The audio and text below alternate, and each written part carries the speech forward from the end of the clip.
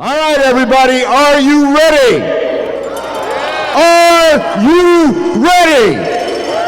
Yeah, here we go. Number 102 here at Harris Hill, and welcome. We've got an awesome day of jumping ahead of you, and we're looking forward to it. My name is Peter Fish Case. In the booth with me today, Nick Farrell and Peter Graves. Say hi, guys. Hello. Hey. All right, we're going to get everything started today with the official announcement of all of our jumpers. I'll turn it over to Nick Farrell. Nick, go ahead. Good afternoon, everyone. Welcome to Harris Hill Ski Jumping Pepsi Challenge. I'm going to introduce all the athletes right now, starting with the U.S. athletes: Kai McKinnon, Spencer Jones, William Coffin, Michael Reynolds, Eli Mansour, Duncan Van Dorn, Max Fay, Eli Larkin, Skylar Clapp, Mitchell Penning, Caleb Zuckerman, Tyler Phillips, Isaac Larson, Jack Kroll, Henry Lohr, and then more U.S. athletes coming from the Masters class. We have Patrick Arnone, Spencer Knickerbocker, Cooper Dodds, Colin Delaney. Now, we're going to go into our international skiers. Starting from Norway, we have Ole Henning Holt, Magnus Heimdall, Fredrik Jevne, Ole Gravelmo, Espen Olsby, Robin Overby, and David Bynek, and then Tim Liu. And our Slovenian competitors. We have a couple females here this year. We have Laura Logar and Neka Supancic, as well as last year's winner, Ur Rosar. That is Ur Rosar, but not last year's winner, Samuel Sajek. And then last year's winner, Uzbek Koknik.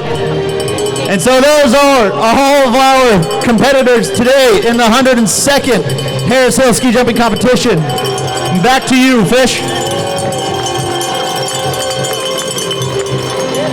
All right, thank you very much, Nick. A jump would not be a jump unless we had Jumper the Cow, the only ski jumping cow in the world. Jumper is sponsored by our good friends at Brattleboro Savings and Loan. Among the athletes in front of you right now, let's do this, the introduction of our 2024 junior jumping team. These are members of Harris Hill's junior jumping program, Harris Hill Nordic. They've been practicing and competing all over the Northeast with some outstanding results and some podium finishes. We're proud to introduce you to the next generation of U.S. ski jumpers from Brattleboro. Folks, if you're here, come on out. We're looking for Miles Billings, Maple Billings, Lewis Hatch, Spencer Jones, Montaigne Armand, and Theo Armand. Thank you. This is a very promising, re-energized program. It's under the direction of Todd Einig. Coach Todd is a former jumper from Brattleboro and the chief of competition for this weekend's tournament. Big round of applause for all these guys and gals, excuse me. All right, if we could, we'd like to welcome back Christina Maima, who was born in Lund, Sweden, and moved to Brattleboro at age 7. She started her musical theater at the New England Youth Theater when she was 8, stayed active with dance, music, and performance. She attended Columbia College of Chicago, where she completed a Bachelor of Fine Arts in Musical Theater in 2021. This is Christina's 12th year singing the national anthem at Harris Hill, and she is truly honored to be a part of this tradition. Christina.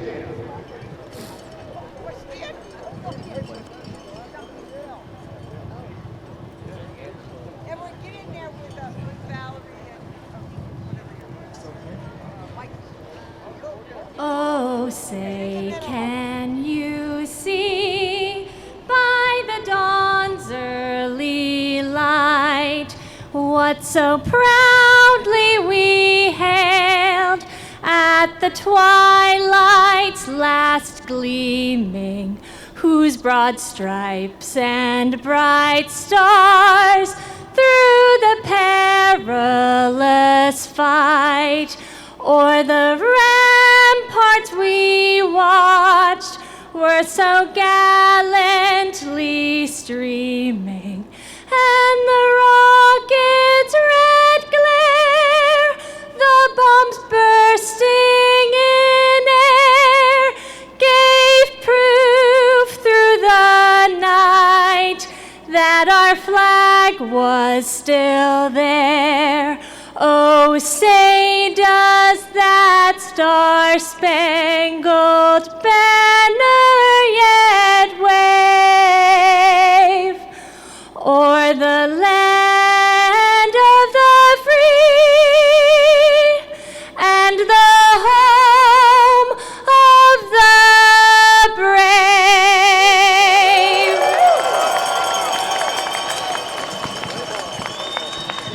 Thank you, Christina. Everybody, again, welcome to the 102nd Harris Hill Ski Jump Weekend. We got a great weekend ahead of you. Should we get this thing started? Should we get this thing started? Then let's get it started. All right, guys. Good luck today. Be safe. Fly high. Those jumpers are going to make their way back up to the top of the hill. We're going to start our first trial round around noon here in Brattleboro, Vermont. Sorry, not New Hampshire. But in the meantime, feel free to go to all the vendors, check out all the tents, go purchase some cowbells, get some beers, get some food. Have a great time. We are here so you guys can have fun. We're going to have an amazing competition. The weather looks great, the conditions are awesome, and I saw all these athletes in training today. They were going down the hill. So it's going to be a great time, and we'll get back with you in a little bit. And so the way our format is going to work today, we're going to have one trial round, which is essentially an official training jump. It's just going to be a training jump. This is going to help the athletes understand the hill, get a feel for the hill. It's going to let the judges and the officiating committee understand what they need for the actual competition. So this is going to be the first trial round. We're still going to go in bib order from 1 through 46 or 7, I think, maybe 49. But then we're going to follow that up immediately following the trial round with 2 competition jumps. And both of those jumps are going to be scored. So one of the cool parts about ski jumping, it's a subjective and objective sport. These athletes are going to try to jump as far as they can. They want to go as far as they can, but they want to do it as stylishly as they can. If you look up the jump, and on the left side, you see that giant blue tower right there. That's the judges' tower. And so there's 5 judges in there, each of which are judging each athlete's jump. They're looking at the athletes and whether they're controlled in the air, they have control of their body, they have control of their hands and their skis, that they're stable, they're not out of control in the air. And then they're judging them on their landing as well. So these athletes want to land in a telemark position, which means 1 foot in front of the other, and they want to see a nice stable position when they land. They don't want a nice wobbly landing, or not a nice wobbly landing. They don't want to see a wobbly landing. They don't want the athletes to touch the ground with their hands, or they don't want the athletes to fall.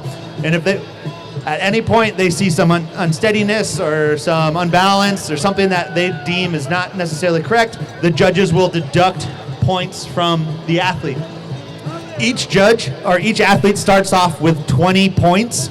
So 5 judges, 20 points each, 100 scorable points. The high and the low judge get tossed out. So the moment that athlete comes off the jump, he's getting points deductions. Unless they're not doing anything wrong, they're nice, smooth, stylish, and solid landings, then the athletes can get a perfect 20. However, very few 20s get thrown out throughout the world. Even on the World Cup circuit, 20s are pretty hard to get, but they're not impossible. So that's the subjective part of the sport. The judges are doing their job of judging. They're judging those athletes. And of course, that objective point is those athletes wanting to jump as far as they can. But these athletes just love the jumping as far as they can because this is what gets people into the sport.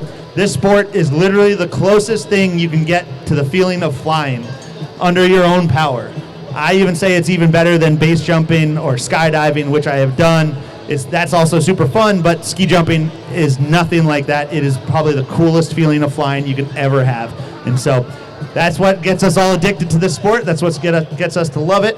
And so we're here to share it with you guys, and we're hoping you guys enjoy and have a wonderful day with this. It looks like we're getting close to being ready.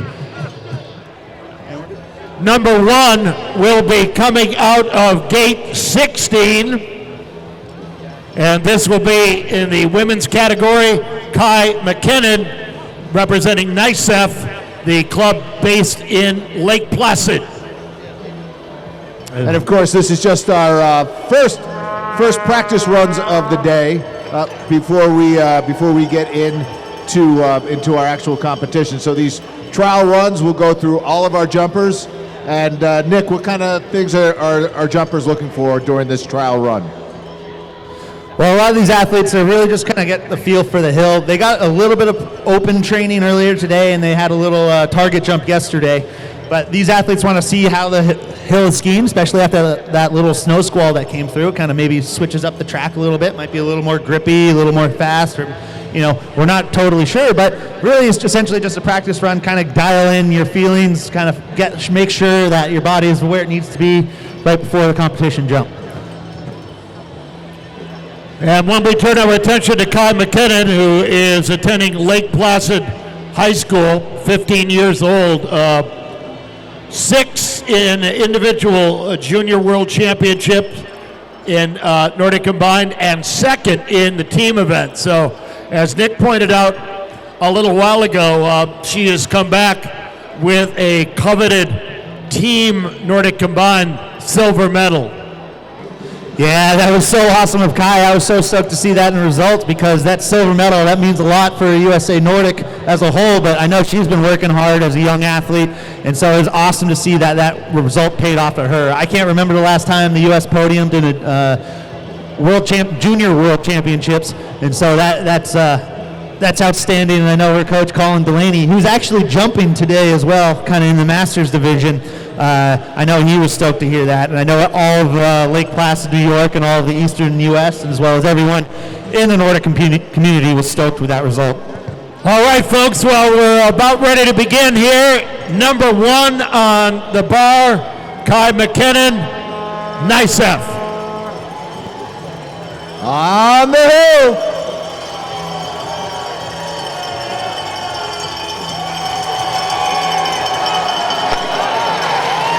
Nice jump there for Kai, opening out this Pepsi Challenge. Again, this is just a trial jump, so they're all getting the feel for the hill, but that was a little, in my opinion, maybe right before 80 meters somewhere. We're waiting for the official. 80 meters, Nick, is the distance. Nice jump for Kai. All right, once again, welcome to Harris Hill. I'm Peter Fish-Case. Alongside me in the broadcast booth, Nick Farrell and Peter Graves. We welcome you to Harris Hill. We've got a lot of folks to thank today. First and foremost, our presenting sponsor, leader, distribution of Brattleboro. They are the folks that provide us with Pepsi. Harris Hill's longest sponsor, have been supporting this event since 1986. Our lead sponsor is the Richards Group, a locally owned statewide company with insurance options for businesses and families, and a very generous Harris Hill supporter. Mount Snow, I got to tell you, without Mount Snow, we don't have the conditions we have here today. They have some of the best skiing in the East. Each year, Mount Snow loans us a snowcat to help prep the hill and the in-run. Just could not do it without them. On the hill! This will be Spencer Jones from Harris Hill Nordic, the local jumper. Nice little local kid. I believe he took his first jumps on this hill last night. Yes, he did. 13-year-old, next up-and-comer. He's one of the hometown heroes. He's going to be a hometown hero. So let's make another round of noise for him. Good job there, Spencer. And Spencer, 48 meters. Well done. Ready to go now with bib number 11. This is William Coffin. Nice up. Yeah, so we now came up to the under 20 men's. Kai McKinnon was the sole competitor in the U20 women's course, so now we just changed the start bar for the under 20 men's US Cup. So that was a nice little jump from William right there. 70 meters on the distance. All right, give it up for him. A big round of applause. I would keep your attention drawn to the top of that hill. They seem to be coming at us pretty fast today, so that's exciting. We have another jumper out onto the bar. On the hill. And this is number 12, Michael Reynolds, Andover Outing Club. Not quite the jump he wanted to look for on his trial round. Again, it was just a trial round. He is actually my neighbor. He lives up the road from me. But that's just a nice little trial round for him. Getting a good feel for the hill, getting used to it, but it's awesome to see the progress that he's made throughout the last few years. 58.5 meters.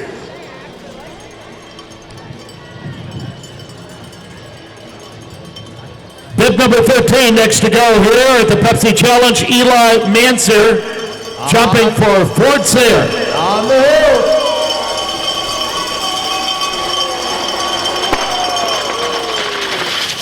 Nice stable jump for him. It's awesome seeing all these young junior jumpers here on this hill, getting used to it, getting that experience. 60 meters on that jump for the senior at Rivendell Academy in Orford, New Hampshire.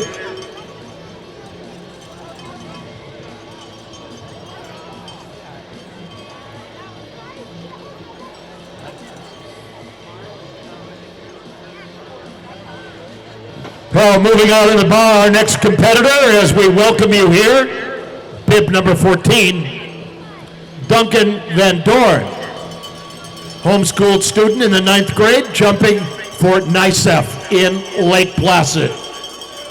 He does Nordic Combined, which is that discipline, one of the oldest of the winter sport traditions, along with ski jumping, is Nordic Combined, combining jumping and cross country. On the hill. Nice little beat from him there, getting down that hill. Woo, he was happy with that one, near that red line. Not totally sure yet, waiting to hear what it was. 88.5 meters. Ah, that's an excellent jump there for Duncan, right past that red line. Again, that red line's known as the K point, or the critical point, K being the critical part in German. But the hill starts to get flatter and flatter for any jumps that go beyond that. So that's a nice little training jump, trial jump for him. On the hill. Max Fay, NICEF, bib number 15. Wow! Nice jump. What a beauty! Out over those skis. It's awesome when you see those athletes get up there and really push down, jump up, get out, up over those skis. Those guys literally are like hanging out, way out in the air, kind of getting their body in that airfoil shape, designed to catch as much air as you can. And you can see it works because that was a nice distance. Oh boy, 90 meters it comes in there, Nick. Awesome jump.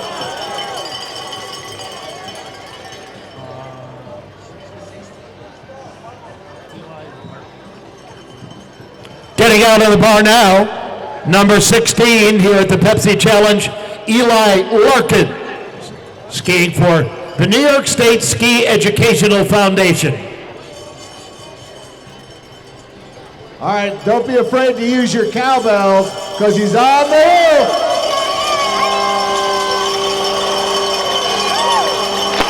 Nice jump there, right to the middle of the hill there. Not quite what he's wanting, but again, remember, this is just trial round. These athletes are kind of figuring it out. I feel he was ready to have a little further jump on that, but you know, this is what those trial rounds are for. You gotta get it out there and bring it all that you can for competition rounds.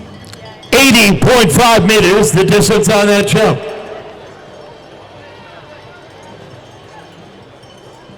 Coming up next, number 17, Skylar Clapp, NICEF, Lake Placid. Yeah, it's awesome to see all these jumpers from NICEF, the New York Ski Education Foundation, having a nice strong program up there in Lake Placid. I know they just renovated their jumps. They had a World Cup there last week that I got to go spectate, and Pete, you announced for. You did a phenomenal job there. If you guys have the opportunity to go there as well, come to both events together. This is Skylar Clapp.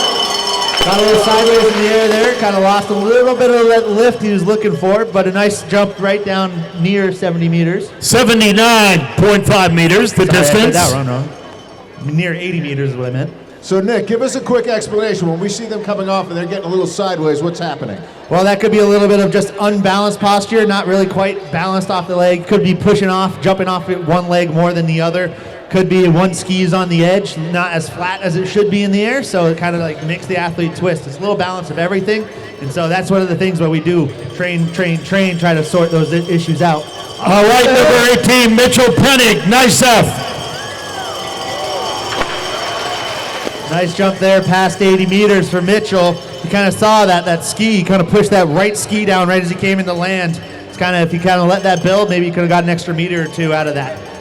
Now keep in mind, all of this, you're adjusting at roughly 60 miles an hour, at speeds of up to 60 miles an hour. Oh yes, you're flying through the air and trying to control your body at that, like you were saying, 60 miles an hour. So those minute details can have a big impact, positive or negative. It all happens quickly. That last jump at 81 meters.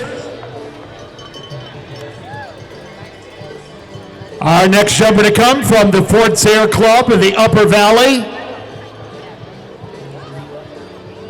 Going down to gate number 14 is Caleb Zuckerman, 18 years old, a senior at Hanover High School. From just right up the highway from here, not too far away. I've seen some far jumps from him, so we'll love to see what happens and what he can do here.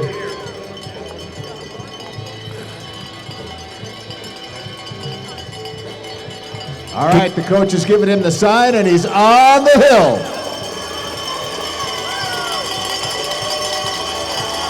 Looks like a powerful takeoff getting down there. Oh, yeah. Nice landing. Oh, Trying to put yeah. that tall mark in. Right near that red line. 88 meters, so a fine jump. Excellent, right to that red line for Caleb. He took a little bit lower speed for that too, so that was excellent. So that speed can play a role. If you are a good, strong, technical jumper, you know, having a little less speed, it helps you out a bit. So, but we'll see what he does for competition. It's going to be awesome. I know he's going to want to really throw down in competition. So next up we have bib number 20. Right, and that is Tyler Phillips. He attends Wasatch High School. He's a junior. Skis for Park City Ski and Snowboard Club. 16 years of age. Family lives in Heber, which was the venue for cross country and biathlon for the 2002 Olympic Winter Games in Salt Lake City. Yeah, it's awesome to see some of these athletes come from across the country. People from Utah, Michigan, all around the Northeast. We even have Steamboat, Colorado, as well as, we also have our international competitors from Norway, France, and Slovenia coming up in a little bit as well. You'll be in for a treat watching them. They are incredible. He's got his high sign from his coach. And he's on the hill. Make a little noise. Oh, big V there, Nick. Look at that. Getting up over the hill. You can see there's a little bit of air movement on the side of the hill, just kind of moving up there, but down at the bottom it seems a little calm because you can see these guys are coming in pretty quick or coming a little hot to land. It's just that little bit of air pressure. It's surprising what a little bit of difference throughout the hill can do. So 86.5 meters. And Isaac Larson, number 21, is coming next. He's a 15-year-old out of the Ishpeming Ski Club in the Upper Peninsula and the home of our U.S. Ski and Snowboard Hall of Fame. yeah, it's a really awesome place up in Michigan. It's kind of very similar to this Harris Hill crowd. You get this very local, long-running event, and so one of the cool things is I think we've been doing it longer than them, though. So that's the coolest part. So here it is on the hill. Isaac Larson, nice strong jump. Kind of didn't quite get the push down that he wanted to on the takeoff. Kind of let his skis hang a little bit there. Kind of that could be wind conditions or that technique aspect of it. And the distance for Isaac, 75 meters. All right, now you've heard me mention the coaches and giving them the sign to send them. And if you are looking towards the top of the hill, right at the end of the jump, you'll see a a podium that says Fidium in there, and all their coaches are in there giving the jumpers. Well, Nick, you tell them what are the coaches doing? Well, so there's only so much you can tell an athlete right before the jump. They're going at 50, 55 miles an hour. So you only really want to be thinking about one or two things. So the coaches aren't going to tell them too much, but one little thing that'll help them get a good solid position or really push down that these athletes have been working on. Here is Jack Kroll, number 22 from the Northwood School. Nice job there. Down near that hillside marker. Oh, that was a strong one. By far the longest jump so far today. 96 meters, how about that? Great jump there for Jack. He will love that. Will give him some confidence going into his first competition jump next round. So that is awesome. Usually we're getting to our last jumper right now in our U20 men's division. And so usually these guys are the highest ranked. They've been ranked throughout many other competitions throughout this season. And so we have our last jumper, also from NICEF, Peter. That's right, number 23, Henry Lohr, goes to Lake Placid Middle School. He is 14 years of age. So I think the start list is all based off of their ranking system. So right now, he can fly. He's the last one of our U20 men's. Here he comes. So he's got a nice jump, little wind under his skis, pulling him down the hill. Nice jump down there. Wow. That was a fun little ride for Henry. Sticking that telemark landing, that nice stylish telemark landing. They're going to love that. And a 96-meter jump. That is incredible. Yes. Looks like we might have a nice strong competition going on here between Jack and Henry. Both 96-meter jumps. That is awesome. These athletes know how to fly, and they can probably go further. I don't think there's much reason for those judges to bring those athletes down a slower speed because those were very safe, stable jumps.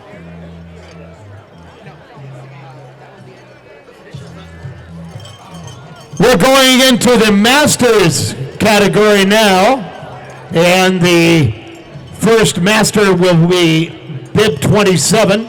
He is 57 years old from Steamboat Springs, Colorado. Pat Arnone.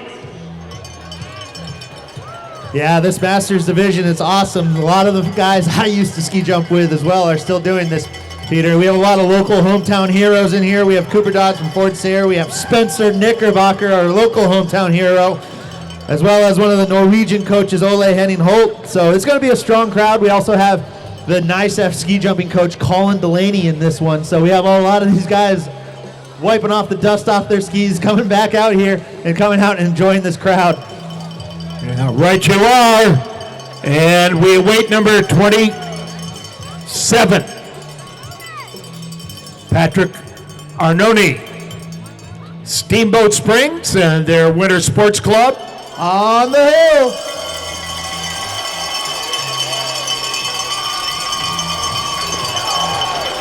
Bravo! Stable jump for him here at 57 years young. 48 meters, well done. We now are going to move into number 28 from Norway, Ole Henning Holt Norge. He is 56 years of age. Started jumping as a 6-year-old back in 1973. He is not only coaching the Norwegians here, he is jumping with the team. On the hill. Nice jump there. He was happy with that. That was right down near that red line. Great jump for Ole. 89 meters on that jump for Ola. Tusen takk, Ola. Get those Norwegians out there jumping. All right, we have our local hometown hero from right here in Brattleboro, Vermont. We have the legend, Spencer Knickerbocker. On the hill. Got a little sideways up there. Up in the air. Yes, Spencer, he was stoked with that one, buddy. He was very happy. He has not gone that far in a little while. He surprised himself with a beautiful jump there. You can see he kind of pulled his hands out. He wasn't sure that he had gotten that far in a long time. So that was awesome. He's stoked. You can see that big smile there from Spencer. That's incredible. And Nick, 90 meters, really very impressive. For Spencer. Awesome job, dude.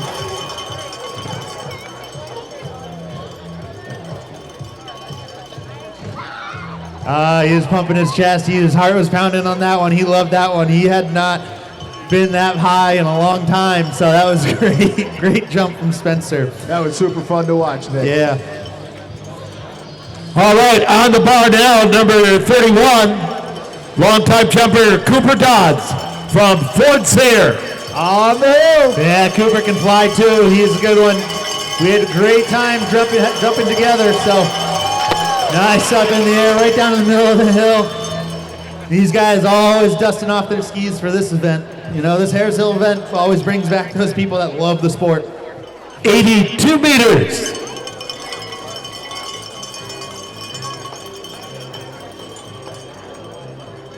I think we're going to see a good day of jumping here today. Yeah, we are.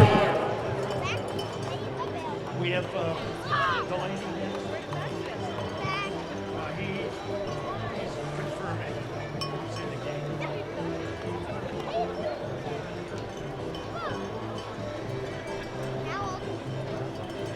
And we have a strong Masters division today. I was very impressed with all the jumps we've seen so far.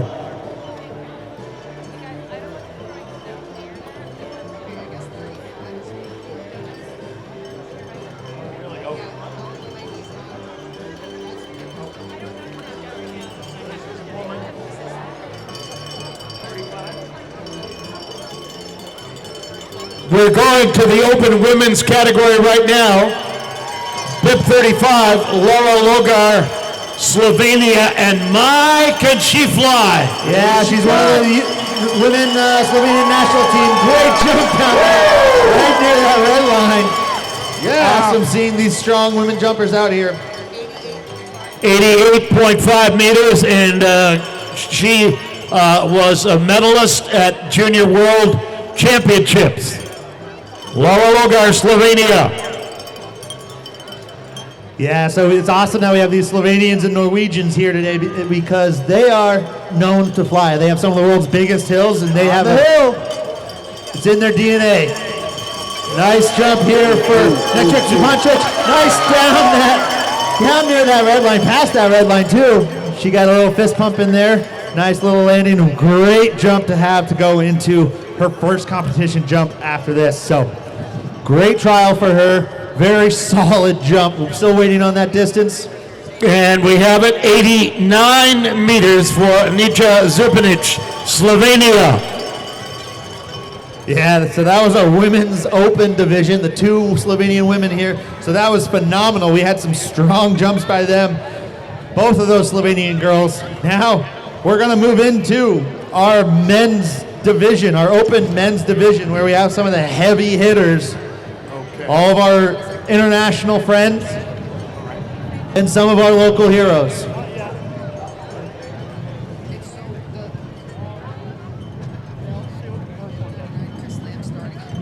All right, we are going to the open men's category now. Number 39 from Harris Hill Nordic, Chris Lamb. He's been a long time jumper on this hill. He knows it well.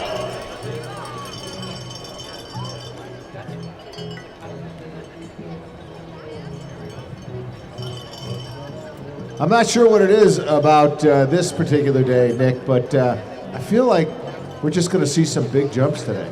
I feel it. I feel it too. It's probably something to do with the music. Oh. That's about to build up. We'll build up. We're going out of gate 12, folks. Happy to have you here for the Pepsi Challenge and tomorrow's 102nd Harris Hill Memorial Ski Jumping Tournament. But yeah, you're right, Fish. This is great conditions today. Somehow we always get these awesome days here. So it's wonderful. We saw them put that start gate down for the men's open class. They usually take a little less speed for these guys because they are strong technical jumpers. So it's wonderful. All right, it looks like bib number 39, Christopher Lamb, local hero here. He has won the Fred Harris Memorial Trophy 2 times before. So he has won this event. He knows how to fly. He was a member of the U.S. national team with me. We got to travel the world. I have seen him have some amazing jumps. So it's awesome to see him coming out of retirement for this event. On Being the one of the hill. local heroes. Oh, here's Chris Lamb. Still got that nice technical style there for Chris. Getting down near that 88-meter mark, that red line. Again, wasn't quite used to jumping that far, so he had that little 2-footed squat landing there. Again, he's getting that practice trial jump in, but that was a phenomenal jump there for Chris. 88.5 meters for Chris Lamb from Harris Hill Nordic. And a beautiful day it is turning out to be here.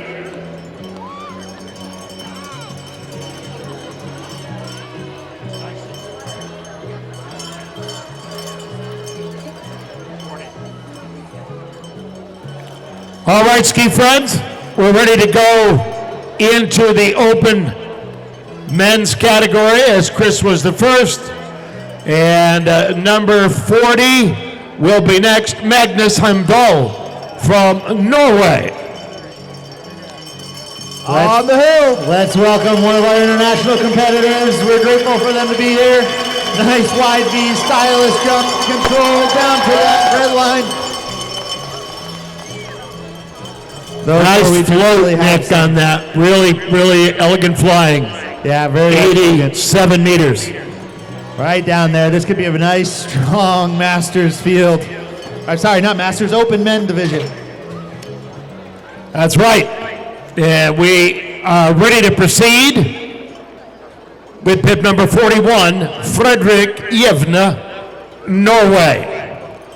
Jevne is training out of Lillehammer, where they have the national training group based, 21 years old. His longest jump in his career, personal best, 145 meters. On the hill.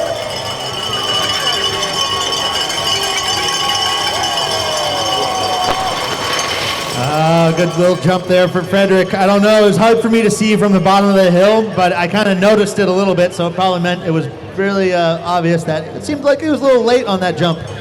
By late, I mean he was trying to time the end of the takeoff of where he needed to be, but missed it. He kind of went past the jump before he could put that pressure down. It's the equivalent of kind of running off a diving board and being one step too late before you jump. That's kind of the feeling you get when you're late off the takeoff. So obviously he didn't get quite far down the hill as he wanted to, but again, that's a trial round, and this is what we do. We get those little, get those cobwebs out of there and get those nerves going, and then we're ready for the competition. 81.5 meters on that jump. Bib number 42 is next, Ole Gravemore, Norway.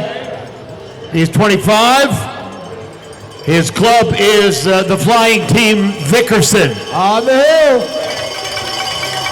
Really threw those skis out into the air, trying to catch as much air as he possibly could there. So you see these athletes throwing their skis into sort of a V-shaped configuration. I don't know, Peter, you can tell me the details of the dates and everything like that, but it used to be the traditional style where their skis used to be pointed straight ahead and together. However, there was one athlete who had bad knee injuries that it only made it so his knees kind of split out and made it into a V shape, and it turned out you caught more air that way. So it allowed those athletes to travel further through the air and have even longer and longer jumps. That's right. His name was Jan Boklöf, a Swede who caused a revolution in scoring and the way ski jumping looks. But with the V, you get 3 lifting surfaces: the body with the suit and the 2 skis. Quite often, it can enhance your performance by at least a third, if not more. We'll stay with Norway. Number 43 is next. This is Espen Olsby, jumping out of the NTG Lillehammer group. Former Nordic Combined skier who won the Norwegian Cup in Nordic Combined in 2013. waiting for a sign from his coach, who just gave it to him. On the hill! All right, here comes Espen. Not quite what he was looking for on that one. I've seen him have some far jumps. I saw he was on the Midwest tour, kind of doing a bunch of ski jumping throughout the Midwest in the competition circuit that they have. I saw him have some far jumps, but that quite wasn't it. But you know what? That's, again, one of the good things about the trial round. Again, it's just trying to get a feel for the hill, kind of get those jitters out of the way. But that wasn't quite the jump he was looking for. He showed it, but he'll head up and do the best he can on his next rump.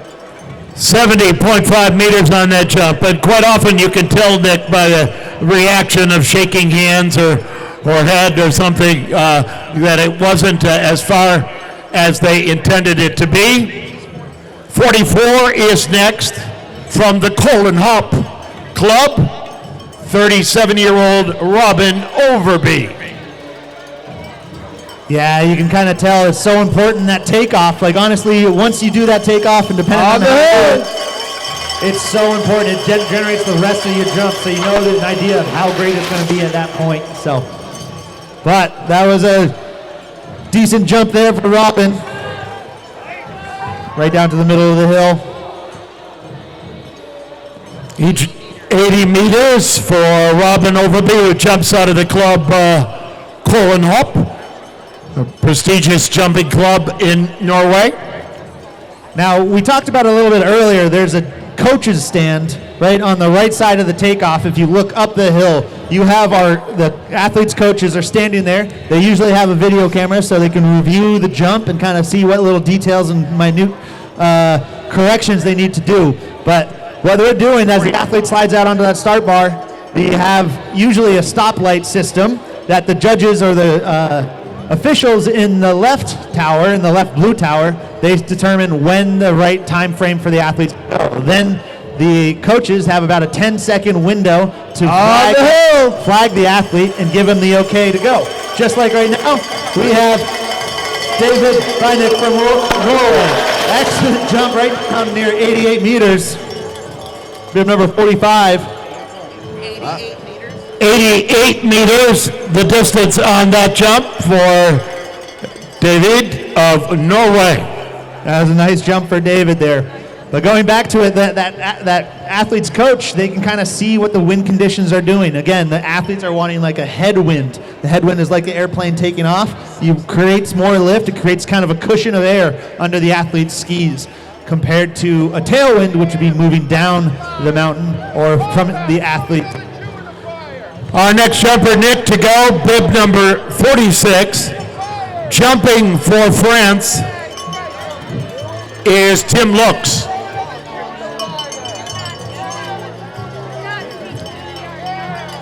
Yeah, that tailwind is not fun, though. That tailwind acts like a vacuum and just sucks you right down out of the air. And so it's never a good feeling when there's tailwind. Jumping's not really fun when it's like that, but honestly, today it looks like a very fun day. Not quite exactly what he was looking for. But again, trial round. This is just a training jump. He trains, I talked to him yesterday, trains with the Norwegians.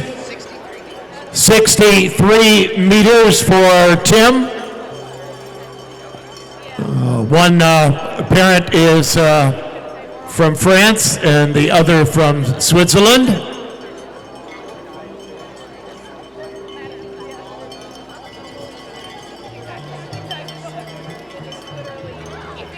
All right, from France we move to bib number 47, Rosar, Slovenia. Yeah, it was here last year. He was one of the guys I was able to throw down. He's been here last couple of years, I believe. He's been able to throw down, so he's a familiar name. So it's awesome. These guys, again, Slovenians and Norwegians, they're some of the best flyers in the world. So On the hill! Nice stable flight through that red line. That was a nice, solid trial jump for him. 89.5 meters for Rosar, Slovenia. Nice jump there for Ur. So now we're moving on to our final 2 jumpers of our trial round, maybe final 3.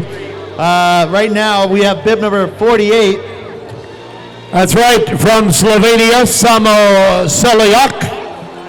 And here he comes on the hill. Make a little noise. Nice jump there for him. Do we know this guy? We're a $50 donation to the Junior Ski Jumping Program.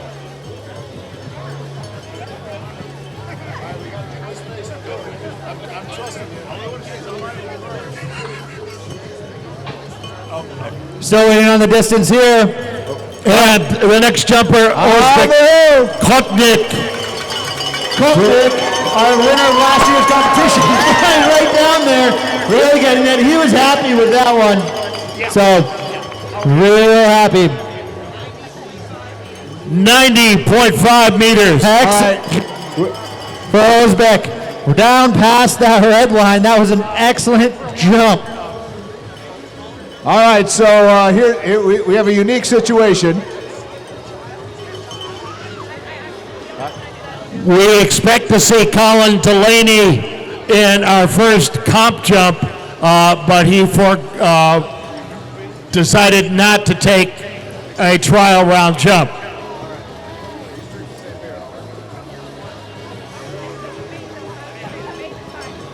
We're still waiting on some distances there, but that was the end of the trial round for the Harris Hill Ski Jumping Pepsi Challenge and the US Cup. We see some of the athletes already back at the top.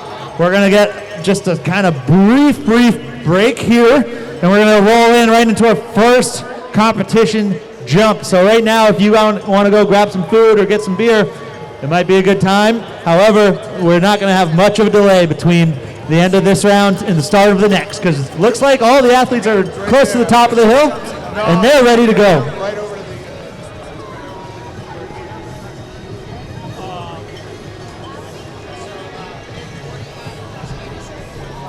We did not give you the distance on Selijak of Slovenia, bib 48 at 87.5 meters.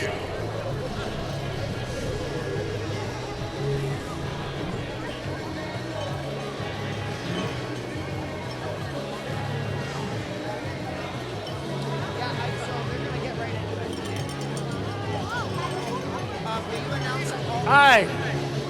How are you? Yeah. Yeah. Athletes, we are going to go right immediately into that second round. So if athletes can remake their way to the top of the hill, we already have part of the field up there. But all the guys that have just jumped, we're going immediately into that first round of competition here at the Harris Hill Ski Jumping Pepsi Challenge, our 102nd running of this wonderful event. We are so glad that you guys are here today, and we're so glad without you, this would not be possible.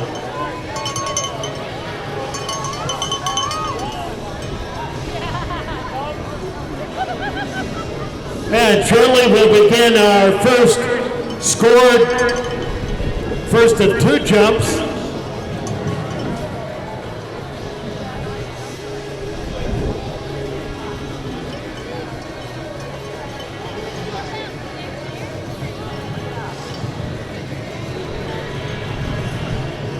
And thanks to everybody that has contributed their time and energy working on the hill. So much effort in putting a hill like this together. They are really ski jumping meisters. They are really expert at doing this. This hill open really 3 days a year. Yeah, it's awesome. And events like this, Peter, what's really cool is you have some of these young up-and-coming jumpers are going to be part of the U.S. national team and potentially on the U.S. Olympic team. So we have some of our future ski jumpers here. So it's awesome. If you see them all around or you run into some of them and you want to get an autograph or a photo, feel free. These guys are more than happy to sign autographs and take photos. So if they have to rush up to the top of the hill, that, you just kind of got to let them do that. But find them afterwards or find them once they leave the outrun, and they will definitely sign whatever things you'd like.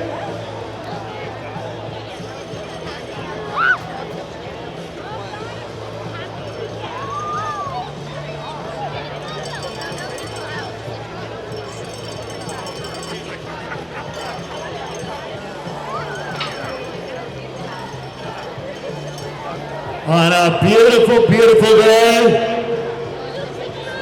Wind has been pretty stable on the hill. Again, you can watch those, if you can see them, the blue flags that line the hill, giving you an idea of the various wind currents. Yeah, it's awesome. Beautiful weather today for sure. We've already experienced all of New England's weather so far. Yes. An hour and a half.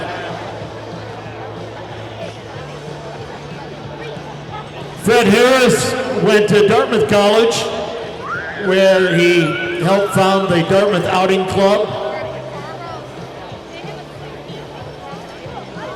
Yeah, and then if any of you spectators are feeling brave enough, you're welcome to hike up the side of the hill where you see a bunch of the people walking up those stairs. It's a great perspective to watch some of the jumpers. It's great to do that. You get to see how fast and how high these athletes actually are in the air and how far they're actually traveling. So if you're feeling like hiking up those 200 steps, absolutely go and do that. And if you're feeling like you want to get your name etched in history, feel free to reach out to one of the organizers here, and for $1,000 you can get one of your name or a name of a loved one or a memory of some friends or family engraved onto the side of these steps. There's only a few of the steps left for a donation, but it goes to a great cause and it helps an event like this happen and allows for many more years of the Fred Harris, or the Harris Hill ski jumping competition. All right, it looks like we are about ready to start the first scored round. We've already had a taste of how good a lot of these jumpers are in the field. And bib 1 will be Kai McKinnon from NICEF in Lake Placid, 15 years old.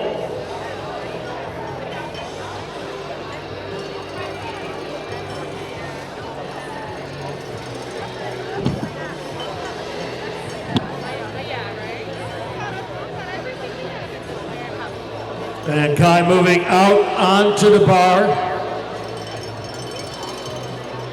Yeah, this is our Seoul U20 Women's Division. Kai McKinnon, who just scored silver medal at the Junior World Championships in Nordic Combined in Planica, Slovenia last weekend. So that was absolutely awesome that she did that. Tons of hard work, showing out and creating great results, but she's on the hill. Going out of gate 16, Kai McKinnon. Solid jump there, a little wonky. It looks like the skis are possibly a little bit of wind on that hill, kind of pushing those skis around. Didn't quite get the air that she wanted, though. 73.5 meters for McKinnon.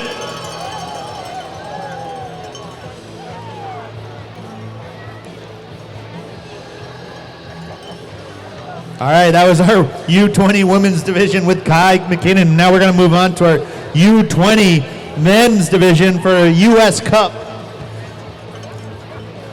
We're going now to the men under 20. We're going to gate 14 right now for the jumper bib number 10 from Harris Hill Nordic, Spencer Jones. The 13-year-old from Putney taking his first rides on this hill this weekend.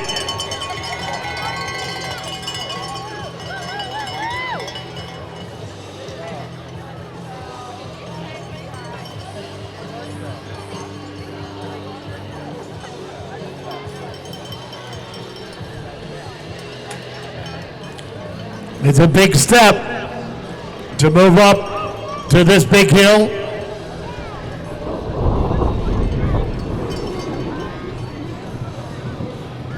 I've been really impressed by this youngster. Yeah, it was absolutely awesome. He had his first jumps on this hill at 13 years old last night. during some training and the target jump that they had. So it was so cool to see this next generation jumping. Make a little noise. 13-year-old Spencer Jones. Let's get him A round of applause for his first weekend on this jump. It is awesome. He's awesome. barely tall enough to clear the outrun walls here, so it's awesome to see these little kids out here. So over the years that we've been calling this, we've learned a term, fat don't fly. But how much does something that 13-year-old get pushed around up there on a windy day? Oh, no, he's good. Once the technique develops, you can be very strong and very capable and can really fly. Those little guys, it's awesome to watch, too. And you can see it when it clicks. When that technique clicks in all the training jumps, it's awesome. On the hill. All right, bib number 11, William Coffin from NICEF. We're now in our first competition round. Nice jump there for William. Past 60 meters. Waiting on the distance on that one. And we did not announce the distance for Spencer Jones, 48 meters. Even put down a little telemark landing. Great job.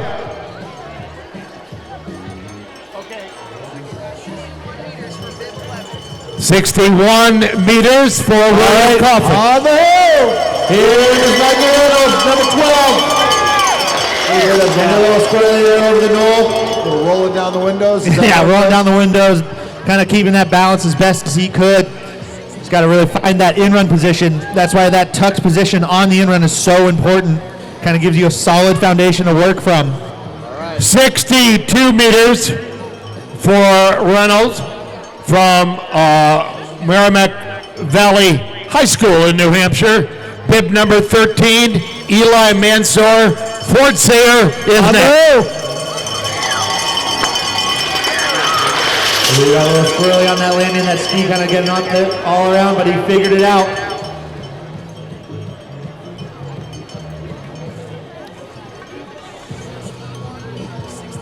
.61 meters on that jump.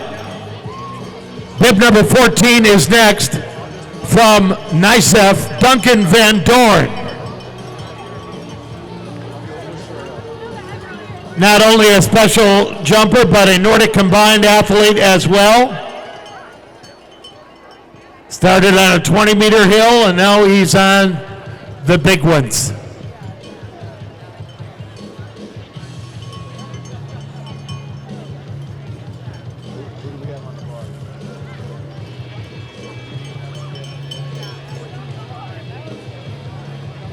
On the hill. All right, let's see what Duncan can do. He had a nice jump of 88.5 meters last round. Nice. Near that red line. He wasn't totally sure how he felt about that one, just because it wasn't quite as far as his trial jump. However, still a great jump, putting him in the lead so far, unofficially. 87 meters for Duncan Van Dorn. Number 15 is coming next, Max Fay, NICEF. He had a beautiful 90-meter jump last jump. He really threw it down. So let's see what he's able to do. Let's make some noise. He had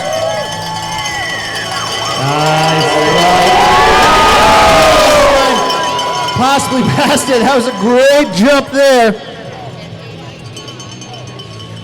88 meters, the distance. Excellent jump there for Max. Our furthest jump so far this round of our first competition round here. Remember, we have 2 competition rounds that are going to be added together. So both of these jumps count now. So you have all these athletes that are wearing their suits, got their best suits on, their their best flying suits, let's say, and they're making sure they're ready. The best wax is up there on their skis, just so they can be as fast as they can on that in-run. And we should mention that after the second round of competition, our day is not done. We'll get to that in a moment. Yeah, we have a surprise target jump after this. But next, this is Eli Larkin from NICEF, bib number 16. Nice stable jump there, right in the middle of the hill. Looks like there can be some changing wind conditions. He wasn't totally excited about that. 72 meters. He had a nice trial jump, but this one was that 70 meters, a little bit shorter than his 80-meter trial jump.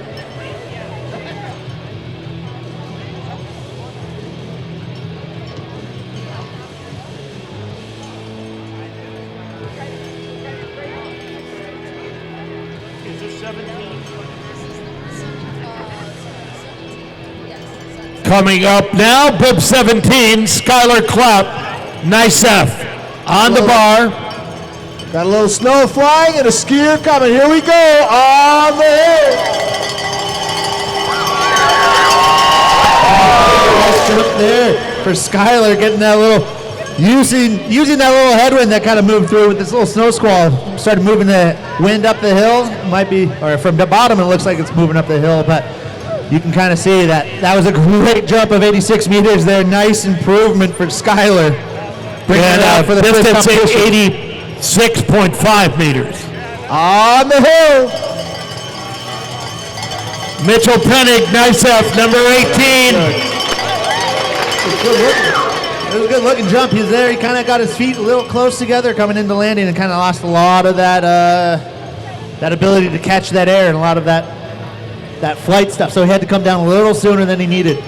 77 meters.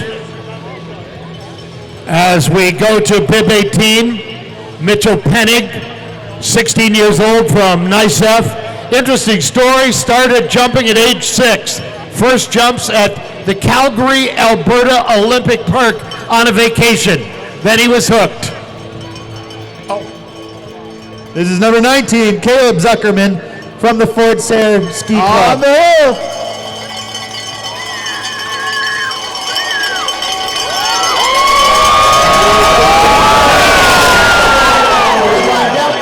Point, putting that telemark landing in.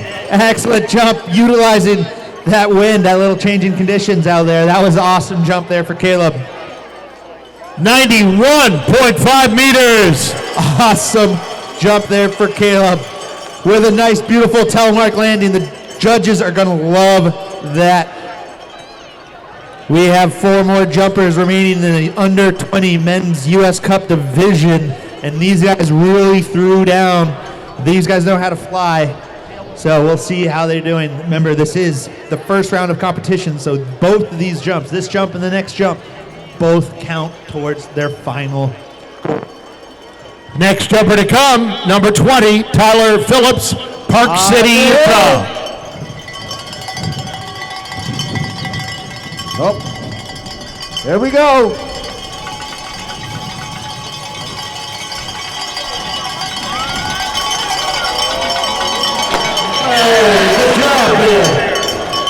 Good jump there. Wasn't quite what he was looking for. Give a little slap on the wrist. Wasn't really quite that same as he wanted last time because he had an 86-meter jump in the first round, or the trial round, excuse me.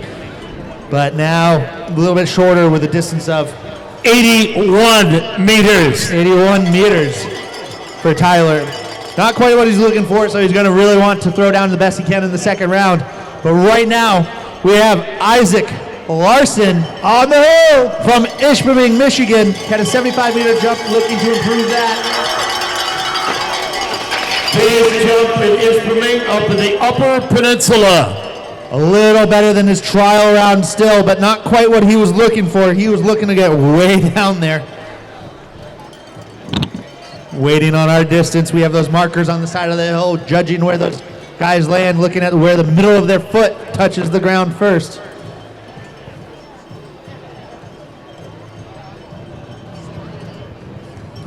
$78 meters on that last jump. All right, so now we have the 2 remaining men's U20 division competitors. Both had the longest jumps of the trial rounds with jumps of 96 meters way down that hill. So let's make some noise for these guys. They know how to jump. Our next jumper is Jack Kroll, number 22, nice F.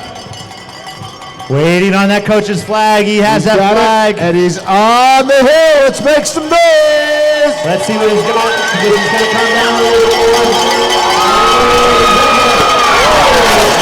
He's down past that red line. He has really put some good ones together. 91.5 meters. That is an awesome, longest jump so far in this first round of competition. Awesome jump there for Jack. Really put a message up to the top of the hill to our next competitor. Henry Lohr. He knows that he's going to have to really throw one down because that 91 and a half meter jump from Jack really is going to set the bar high. So, again, bib number 23, Henry Lohr from the New York Ski Education Foundation. On the hill!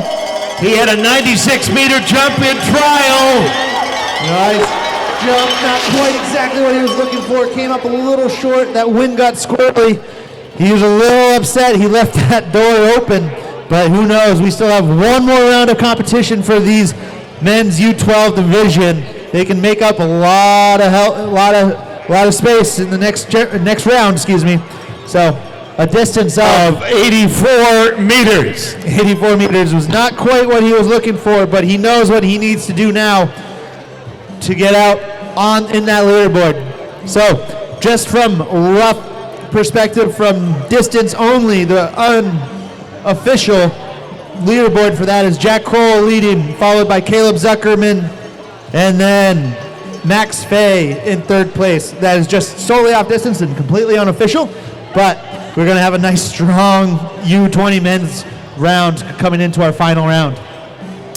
Now, we still have the Masters, the Open women, and the Open's men's competitors to come, but we have another competition round after this, followed by a target jump where we will throw a target on the landing hill, and these athletes are going to go and try the best they can to do whatever they can to land on that target. So it's fun, so make sure you stick around for that too. There's prize money on the line. But right now, on the hill is Patrick Arnone from the Masters class. 57 years of age, bib number 27 from Steamboat. Really getting out there. 57 years young, ladies and gentlemen, really kind of putting it out there. 47 meters for Pat. All right, will Timmy please report to the announcing booth? Timmy, to the announcing booth. We're going on in the Masters class to Norway now. Ole Henning Holt had an 89 meter jump in trial, 56 years of age, as the snow continues here on a beautiful winter's day. All right, our Norwegian friend, he had a jump of 89 meters, a beautiful jump in that first round, trial round. Getting down there, trying to put that telemark in. He was pretty stoked with that. Excellent jump. 90.5 meters, and I love that he not only is jumping, but he's coaching the Norwegians, leading by example. That was an excellent jump from Ole. 56 years of age, really throwing down on that hill. But now, the next jumper. All right, will Tim, please report to the announcer's booth.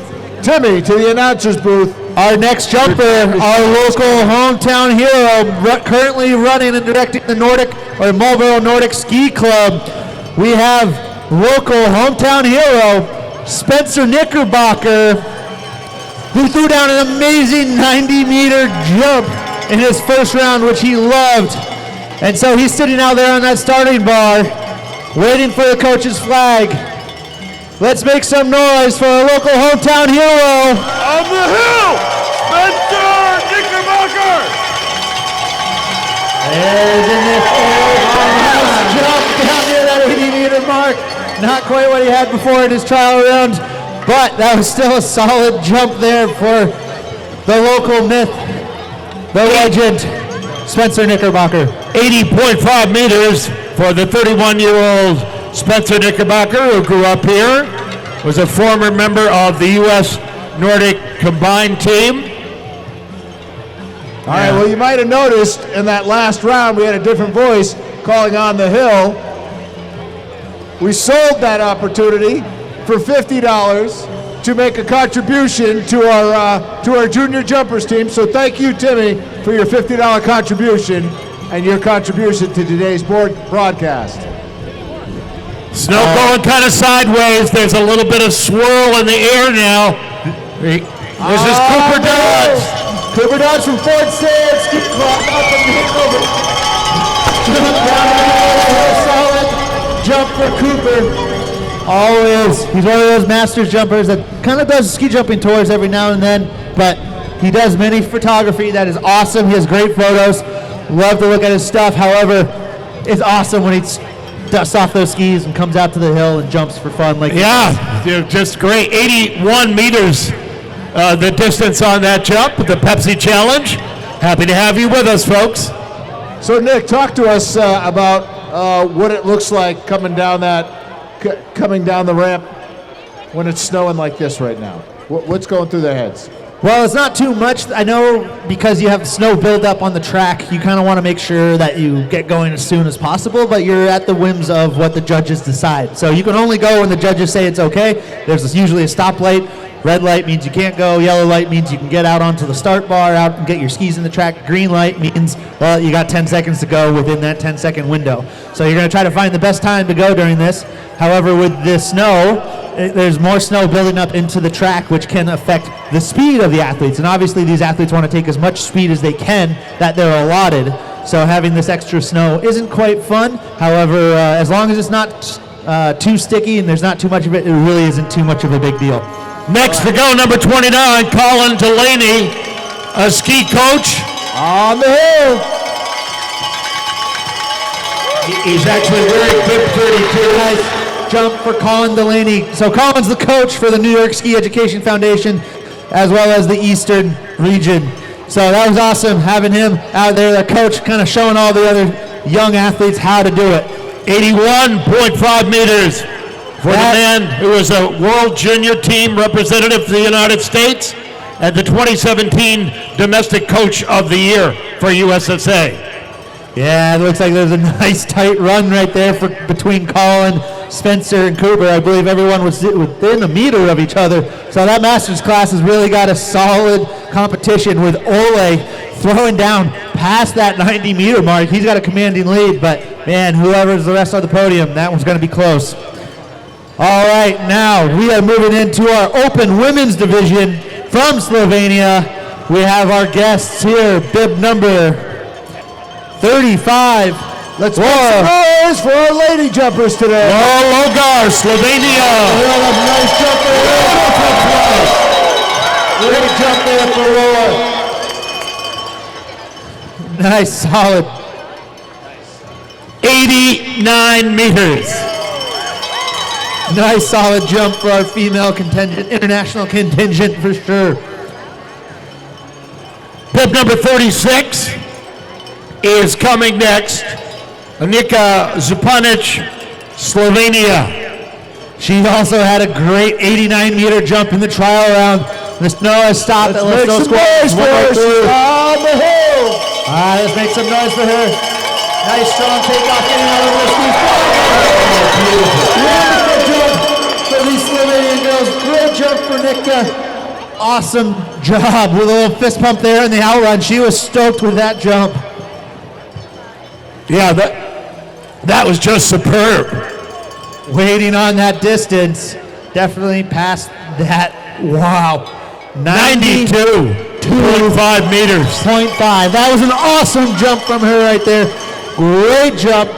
That was a very strong open women's division. It's lovely to see an open women's class now, huh? It's so great. Awesome when they are here. Women's ski jumping has grown so much since I was competing. I got to compete with them the first time they were ever in the Olympics back in 2014, and to see the sport grow from there has been absolutely phenomenal. This will be number 39, Chris Lamb, Marlboro Nordic Club, a former U.S. ski team member. Another local hero here. Yep. He used to go to school up in Marlboro, trained here, member of the U.S. national team. He's a two-time winner of the Fred Harris Memorial Tournament trophy, or Memorial Tournament, so he knows how to fly. He's a great jumper. It looks like the conditions are doing pretty well for him. He's waiting on that coach's flag from the coach's stand on the right. On the hill. And he's got it. Let's make some noise for Chris. He has an 88.5-meter jump first round. Nice jump there. awesome job for coming out of retirement solely for this competition. Great jump there for him. 88 meters, and it really is hard to fathom these guys who kind of don't jump every day and come out of retirement and do it. It says a lot about their character. It does. I don't even know when the last time he jumped was, maybe a year or two ago, but it's absolutely awesome. He still has it, the sport's in his blood, so it's awesome to see him out here and then having some great jumps with that. Great 88-meter jump there for Chris. All right, getting out in the bar from Norway, Magnus Heimdall, Norge. Ski jumping, a very, very big sport in Norway. On the hill, let's make a little noise.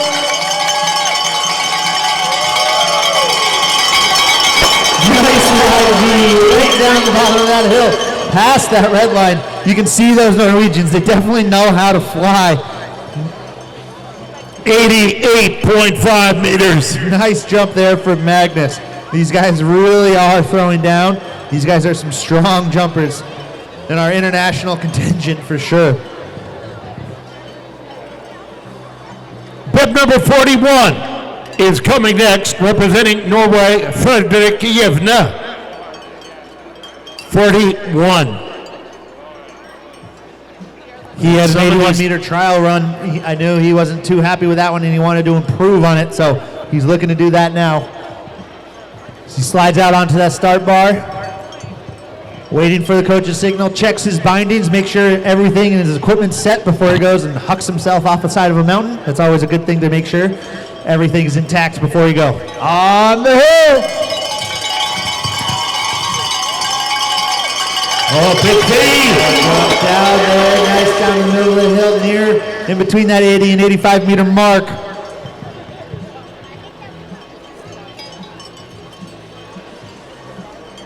$88.5 meters.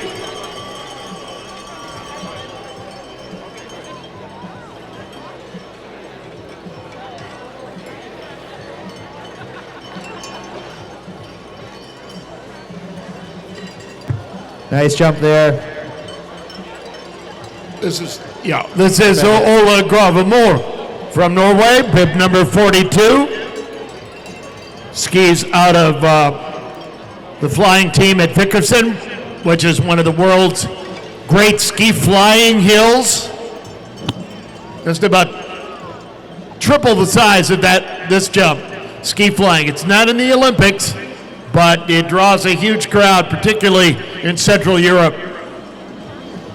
Yeah, Peter, ski flying is an absolutely amazing thing. It's just absolutely gigantic ski jumping, where you have flights of over 250 meters in length. That's going 70 miles an hour for flights longer than 7 or 8 seconds in the air. It is absolutely crazy. It is super fun. All right, we're pulling them back off the bar. Yeah, so what's happening right now is the officials decided that the wind conditions weren't quite as safe, or they weren't quite as fair as they were for all the other jumpers. So the officials have decided to pull Ole off the start bar to just do a little bit of a break, see what the wind does, kind of reset, let's get the counter going again and make sure everyone's safe. So once they do that, once the judges have deemed that it's okay to good, we'll put them back on the bar and we'll be good to go. So we can take a moment to talk about how this hill was designed. Peter, you can weigh in on some of the history here. If you watch the top of the trees, not so much right now, you will see them rocking back and forth, yet up there's barely any wind touching, which is ideal for the jumpers. It's a very protected hill, Fish, and that's a great thing. Some hills around the world actually have gigantic, particularly for ski flying, wind screens, which go up, they're hoisted up on pulleys. It's quite an apparatus, and that is to prevent them from getting almost blown off the hill, if you will. Yeah, those wind screens make a huge difference, that's for sure. I remember being in Harakov, Czech Republic for a ski jumping event, Peter, or ski flying event, excuse me, so 3 times the size of this hill, and they had these massive wind screens just blocking the side of the hill. However, one day it was so windy that the cables broke on it, and those windscreens were just flapping in the air. Giant, car dealership flag, and you're just at the top of the hill wondering why you're up there in a hurricane. But luckily, they delayed the competition until the next day, and it was safe, and we all had a fun time. But yes, the wind can play a huge role for all these guys, and so it's great that these guys, when they designed the hill, they kept all the trees. It helps break up that wind to create a nice, stable, solid condition for all these athletes. So, however, it's still an outside sport. We still have to deal with Mother Nature, and so we kind of just take a little bit of a hold, and that's what these judges are doing at the moment. And once it's good to go, we'll start this back up for our 102nd annual Pepsi or Harris Hill competition and the Pepsi Challenge. 102. All right. Well, let's thank some of our sponsors, Nick, like North Star. It's the world's premier nuke facility decommissioning company, and they are handling the decontamination and decommission of the former Vermont Yankee plant, and they are committed to supporting local organizations and stakeholders, including Harris Hill Ski Jump, Vermont Youth Services, and the Make-A-Wish of Vermont. And of course, with a little break, it might be time, you might have just enough time to pop over to the Whetstone over in our, and get yourself a beer. They're one of our sponsors here. They are our brew sponsors, and they're right here in Brattleboro, brewing delicious craft beers right on the Connecticut River in downtown Brattleboro, Vermont. And just to note, this is not a wind hold. They're just checking the in-run track to make sure that there's no accumulating debris of any kind there. Again, safety paramount. And we should get back to action here very shortly. All right, and another big shout out to Rescue Inc. for being our on-call EMT providers today, and Berkshire East Ski Patrol. Big round of applause for those guys for giving it up.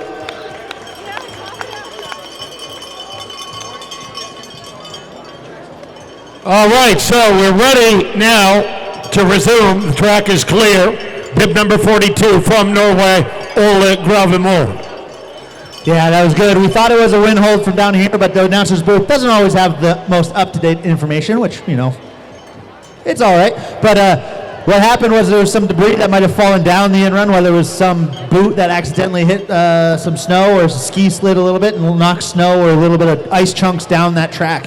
What you don't want to be doing is going down the track and hit some foreign object in there, because that might slow you down or bump your ski out of the track, and then all of a sudden you got a loose ski running away from you. So again, safety is our number one priority here. We're making sure that these athletes are safe, but we're also going to have a nice, fun, awesome, competitive day of ski jumping. All right, so on the bar, Ole Gravemore, Norge.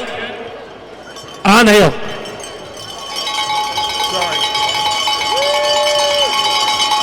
Nice jump there. Coming down the hill. He was happy. He was glad he got that little weight there. He kept his cool down past that 90-meter mark. Oh, we're still waiting on the distance for a great jump from Ole. Distance is coming in. 92 meters. Whoa, nice 92-meter jump there for Ole. Very strong performance. He really threw down for this first competition round. That's going to give him a lot of confidence for that second round. Well, we continue on with Norway. Number 43, Espen Olsby. From Lillehammer, 29 years old. In 2011, he was third in the Norwegian Junior Championships. And of course, they train Lillehammer and race there every year. So the legacy of the 1994 Olympic Winter Games lives on very strongly there.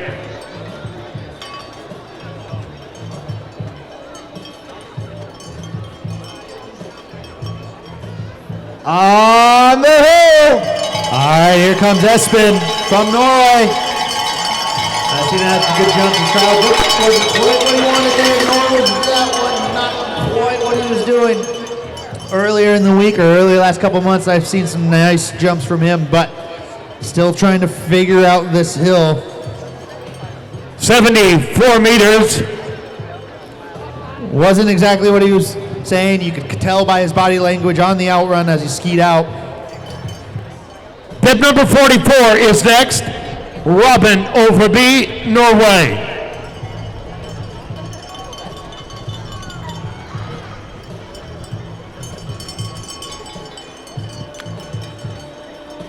Skis for the Colin Hop Club. On the hill. By all means, if you got yourself a cowbell, use it. Nice jump, nice flight. Oh no, that was real close. He might have just touched right there. I don't know if he made it past that fall line. For all of you that aren't sure, there's a line of bows at the bottom of the hill that you can't see, kind of right where the sideboards end. That is known as the fall line. So as long as he doesn't touch or crash or do anything other than ski out in a controlled manner, he gets points deducted if anything touches the snow outside of that. So we'll see. He had a nice jump there. 87.5 meters. 87 meters. But the technique or style might not quite be there, so we'll have to see what the judges do. But next up, here is 45, David Vinnick, Norway. There he is, nice flight. Yes, There we go. fist pump right there for David. Awesome jump. That was really far down there. Could be close to the furthest jump of the day. That was 94 meters and big improvement. 88 in trial, Nick. Wow, what a great improvement for David. Awesome jump. He was so excited with that. You can see it jumping at the end. Some job. There's definitely going to be a lot of confidence into.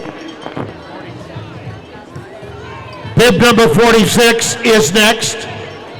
Tim Lowe, 22 years old. He lives in the French border town of Genève. Attended university in Berlin.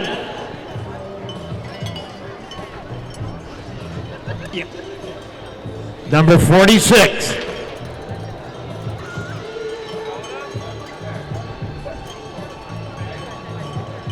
Yeah, we got Tim right out on the ball right now, waiting for that flag from the coach. Definitely good. On the hill. Nice strong jumper from the French.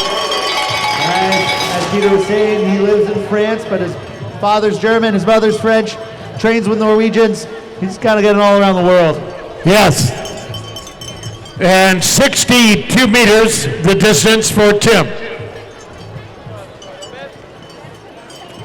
We have three great Slovenian jumpers. We've had, over the years, a wonderful relationship with the Slovenian Ski Federation, and they send us great jumpers every year. Bib 47 next, Slovenia, Rosa. All right, we have our last three competitors of our first round of competition. We have our three Slovenians, our international guests. Here's Rosa on the hill. Let's make some noise for him. Nice, powerful jump on that takeoff. Yes, great fist pump there. He was stoked with that one. Near that red dotted line. Awesome jump. 96.5 meters. That was our longest jump of the day so far.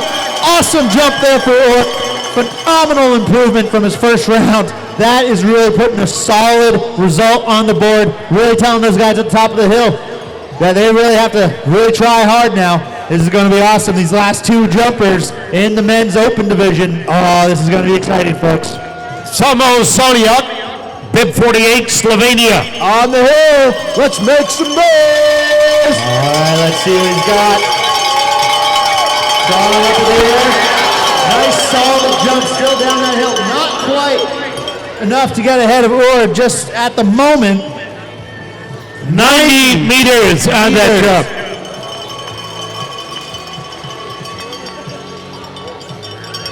Nice solid jump there from Samo. Really has a solid positioning though for the second round, but Orr really has that commanding lead. But now our final jumper. That's right, Bib 49. On the hill. Winner of last year's event.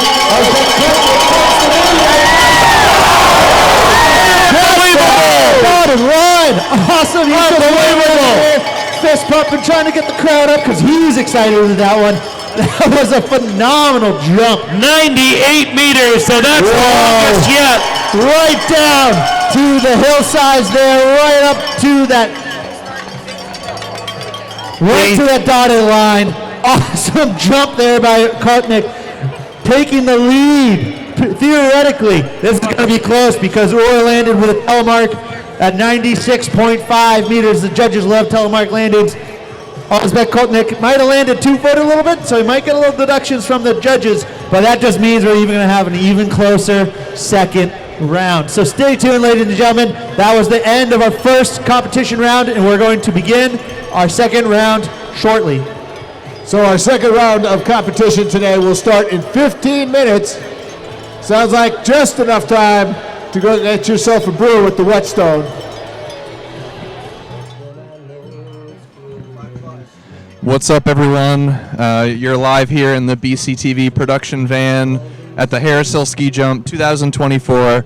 We're so excited to be here. My name is Johnny Gifford. I'm the executive director of BCTV. I'm joined with my team in the truck here. Helena Leschuk, our communications master today. We have Nolan Edgar on the live stream, managing that very smoothly, very efficiently. And then all the way back there, we have Van Wiley, who's actually switching between all of the different camera shots in real time.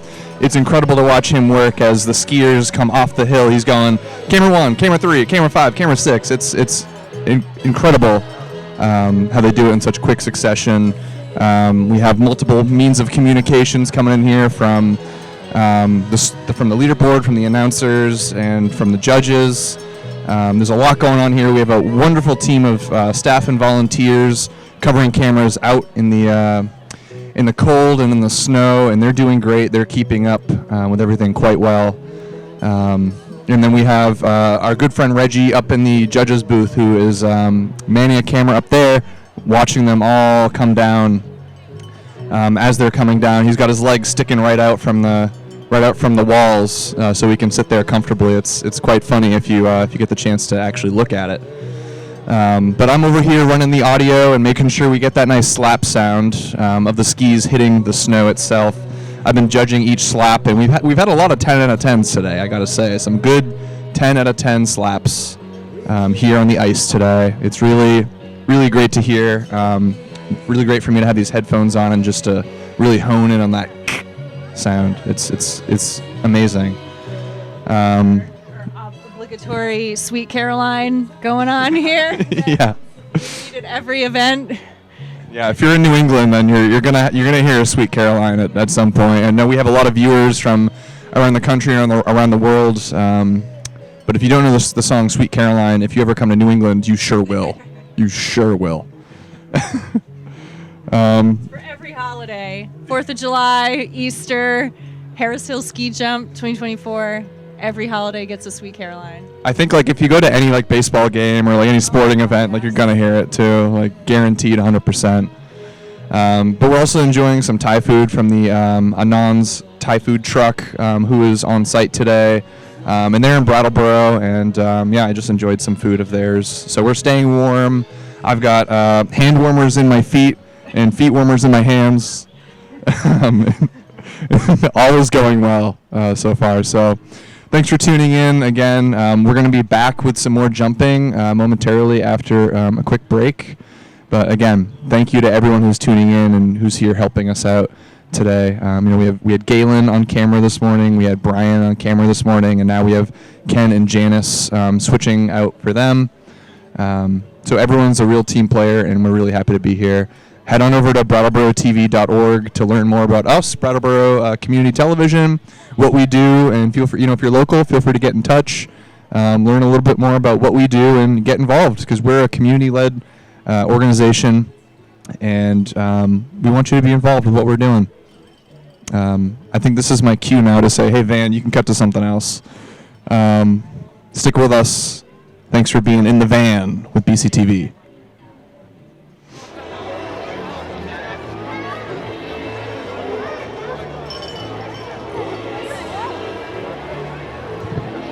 And I would like to shout out our sponsors of today's event, Brattleboro Savings and Loan, Park Place Financial Advisors, the Brattleboro Food Co-op,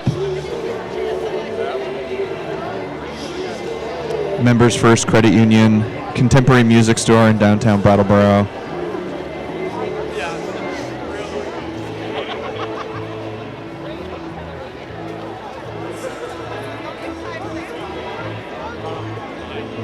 And finally, the law offices of Phillips, Dunn, Shriver, and Carroll, and the Lodge at West River. They all made contributions for our production coverage so that we can bring it to your home today. So thank you very much to them.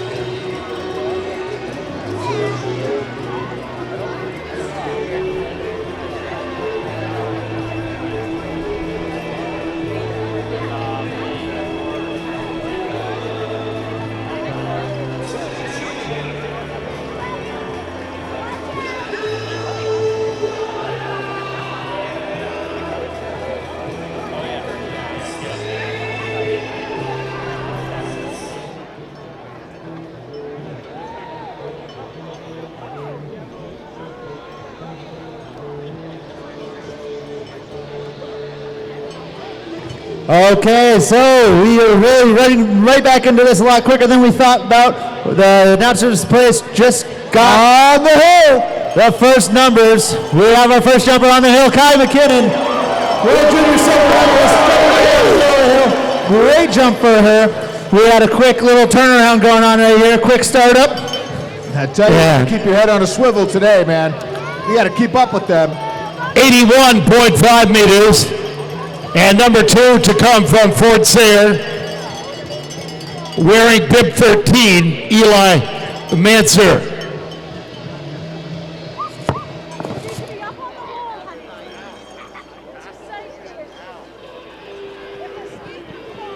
All right, that was Kai McKinnon.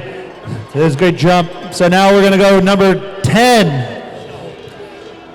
So you got to keep your eyes pointed to the top of this hill because they're going to come at us fast and furious in this second round.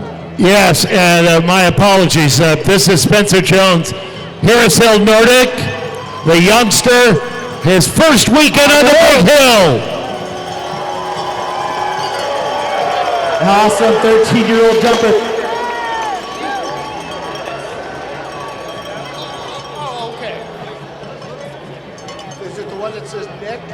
Oh, okay.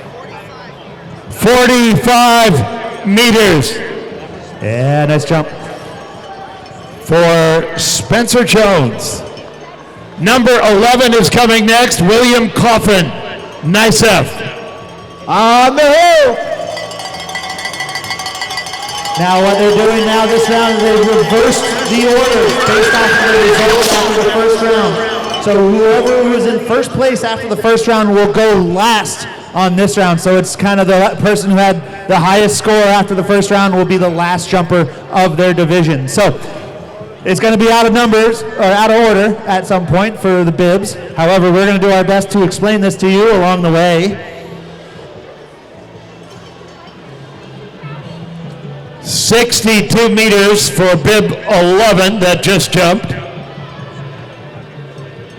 Just dealing with a couple technical difficulties here, but we're getting this sorted out. Number 13 is on the start bar, Eli Manser from Fort Sayre, ski club in the Upper Valley. A lot of great athletes with names like Holland and Hastings and Moncrief came out of that area. Nice little jump there for Eli. He had a 60-meter trial jump. 67 meters the distance.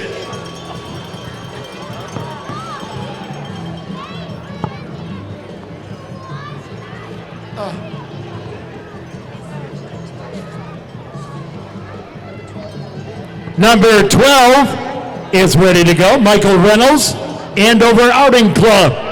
Also a longtime club that has developed a lot of Olympians. On the hill. Let's make a little noise. Nice jump there from Michael. Trying to keep that balance as best as he can. Keeping those skis underneath him, trying to catch the air.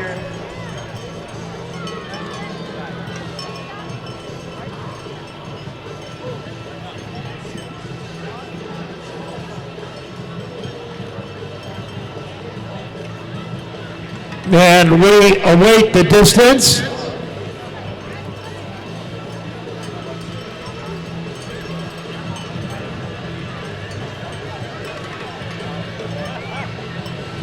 All right, our next jumper is up on the bar. Yeah.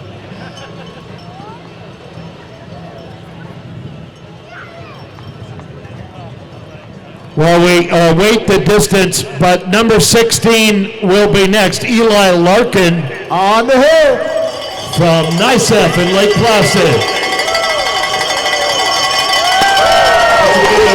That's a solid jump there, down past that 70 meters. He wasn't too stoked with it. I've seen him have further jumps. They weren't exactly what he was looking for. But, you know, some days you're on, some days you're not. 74 meters the distance.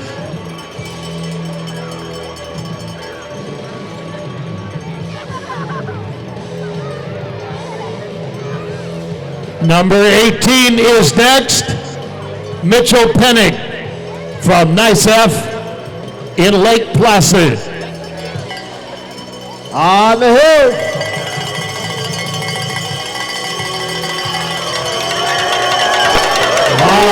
Yeah, nice little jump down there. Wasn't quite what he was looking for. You kind of see he got a little stuck and a little too stiff in the air. And at that point, he started rocking to the side a little bit, got a little bit off balance, and you saw him start kind of flailing his arms around a little bit because he just got a little just off to the side, off kilter. That's what I was looking for. Off kilter was the word. 78.5 meters.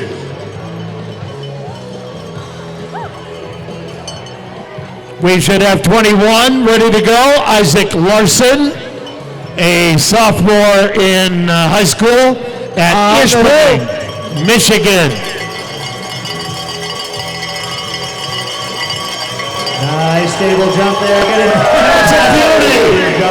Nice jump there for Isaac.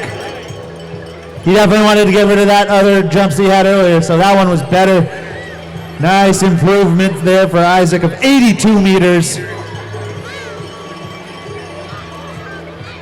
So as we're doing this, we reverse the order. So theoretically, as we go more and more down the start list, these jumpers are getting better and better. So we're getting towards the second half of our US Cup men's under 20 division. So these guys are starting to be able to jump a lot further and further. We had some tight competition there in this U20 event. And next to go, bib number 20, Tyler Phillips, Park City. On the hill. Here he comes. Utah bidding for another Olympic Winter Games to come back. Oh, nice ride. Nice jump. Yeah, that was better than he was looking for from the last round. He improved on that one a lot. 86 meters. Getting out of the bar now, 23, Henry Lohr of NICEF. And guys, Nick, we've seen this guy really fly. Yeah, no, he had a 96-meter trial round, a huge jump in the trial. He didn't quite get what he wanted to on his first competition jump, so he's really looking to get back and get that distance again in this final competition round. Nice, solid jump. Can he get it down the hill? Yeah, there was that fist pump. So excited with that. He knew he could do it. He pulled it out of his back pocket. He was there. 98 meters and the crowd goes wild. Going to the hillsides. Awesome jump there for Henry Lohr. He knew he didn't get what he wanted on that first competition, so he's like, you know what? I'm going to put it all out there for the second. And he sure did on that. What an awesome jump. One of the longest jumps of the day. Absolutely astounding. Great jump there for Henry. And next to go, bib number 14, Duncan Van Dorn, NICEF, Lake Placid. We also say hello to people that are watching online, wherever you are in the world, courtesy of BCTV. All right, Duncan had a nice far jump of 87 meters in his first On the hill!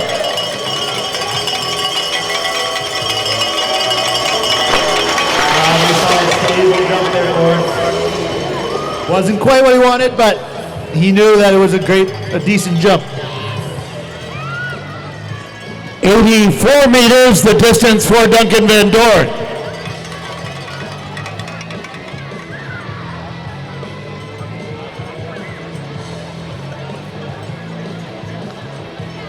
Just a brief hold while officials check that in-run track again for reasons that we have previously explained. Yeah, it's these changing conditions there, Peter. It can kind of switch it up. Whether it gets too warm, might soften the track up a little bit so little parts break into the track. Yep. Or if you have flying debris, whether it's stuff falling off the trees or some snow that, how it was snowing about 30 minutes ago and now it's sunny, typical New England. Yeah. But, we just always want to make sure everything's safe. And you don't want a big accumulation of snow on that in-run track, especially if you're next to go. It will slow you down. Wonderful to have you all with us today. All right, well, we have a little pause in the action. Let's thank our sponsors, our presenting sponsor, Pepsi, and Leader Distribution of Brattleboro, Harris Hill's longest sponsor, supporting this event since 1986. Lead sponsors, the Richards Group, a locally owned, statewide company with insurance options for businesses and families, have always been very generous to Harris Hill. Mount Snow, some of the best skiing in the East. Each year, Mount Snow loans us their snow cap to help prep the hill. Literally could not do it without them, so a big thank you to them. North Star, the world's premier nuke facility decommissioning company. They are handling the decontamination and decommission of the former Vermont Yankee plant. They are supporters here at Harris Hill as well as the Whetstone Craft Beers. Yep, they're a brew sponsor, local brewers right here in Brattleboro.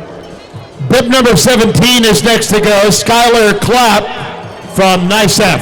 On the hill!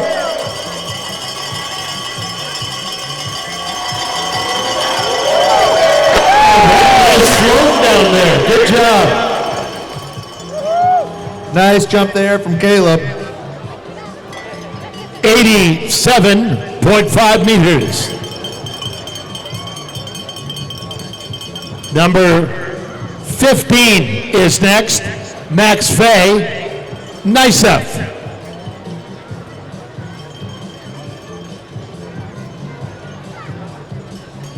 On the hill! All right, now we're in the top three competitors now. That was Max Fay with a nice jump down near that red line. Again, he's currently sitting in third place for the U20 men's division. He had a nice jump of 88 meters to start off with.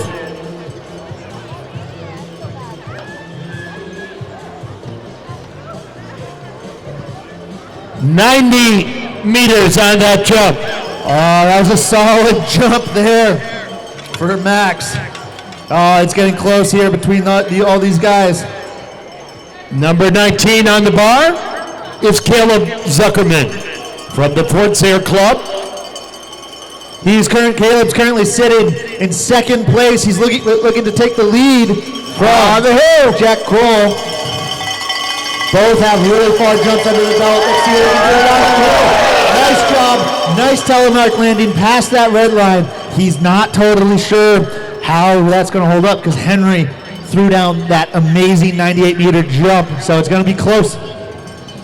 93 meters. What a great jump there. Really throwing down. He really wants to be out on top of that leaderboard. Again, this leaderboard to the right is an unofficial result list, so just want to make sure. Bib number 22, and he has uncranked some big jumps, Jack Kroll, NICEF. Currently the leader after the first round. He also had a 96-meter jump in the trial round, so this guy knows how to fly with his 91.5-meter jump in the beginning. On the hill! Let's cheer him on. Here he comes. Solid not quite there. From the looks of it, it did not seem like he hit the takeoff the way he wanted to hit that. It wasn't quite it, but I think that left the door open. 88 meters. 88 meters there for Jack. That was really intense. That might have left the door open for Henry Lord's outstanding 98-meter jump to take that lead. But we'll have to see right now unofficially on the scoreboard. Henry is in the first place, but we have to get official results from him. But that was an absolutely amazing U20 Men's US Cup round right there. That division was crazy. Yeah, the hill record here, Nick, is at 104 meters. Yeah, that was an absolutely amazingly awesome day. And with jumps jumping that far, we had jumps of over 100 meters, 103, and I remember that 140-meter mark was mind-blowing. It was so cool, so awesome to see. But that wrapped up our men's U20 under 20 division. Now we're going to move on to our masters class, where some of our local heroes resign, and we have some of our older jumpers in this today's competition. So it's going to be a good one. We're going to give them a little bit more speed than what the juniors have, you know, as the age went on. So did the beer and pizza stuck around a little bit more and didn't get burned off as quickly. So they need a little bit more in-run speed to get further down the hill. So we're going to help them out with that, get the bar set up, and we're going to have our first competitor start to slide out onto the bar.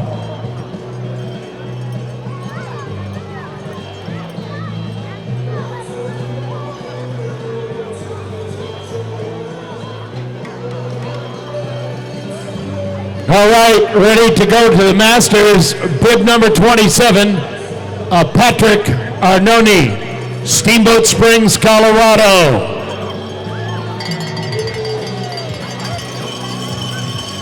On the hill. All right, let's make some noise for Patrick. 57 years of age. Coming out here having a good time.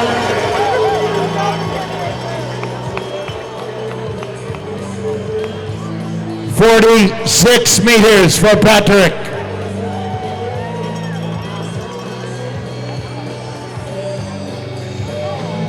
All right, we have now one of the local heroes, the homegrown from right here in Brattleboro, Vermont, head of the Marlboro Nordic Ski Club. Our local hero, our local myth, the legend, Spencer Knickerbocker on the hill. He had a phenomenal trial jump. Let's see if he can do that again. He had a great trial jump. Nice little stable jump there. And he really fought to pick up a few more meters, which he did do. Yes, he really did that. It looks like the wind has changed, but that was a nice, solid, safe jump for Spencer. Yeah, 83. Very impressive. Spencer, former U.S. ski team member.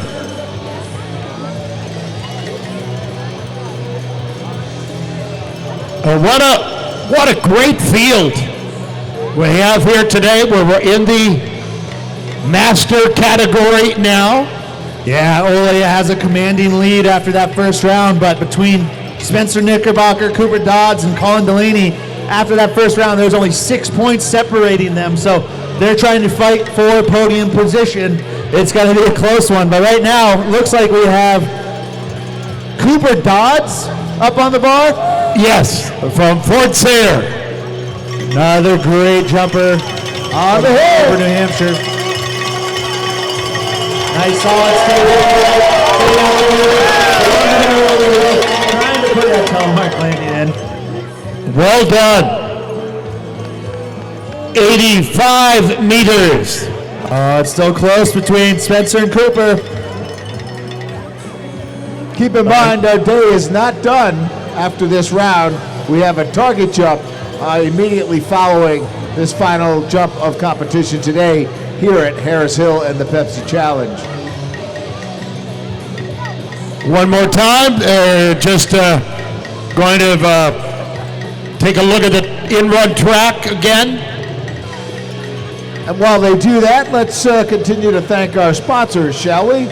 Our new sponsor for the Target Jump, TSSD Services, providing technical support and consulting. They assist the others like North Star with the decommissioning of the Vermont Yankee plant. Automall, the local GMC dealer here in Brattleboro, they pick our jumpers up and bring them to the airport and take them back to the airport. Their huge generosity is a big support for us here at Harris Hill.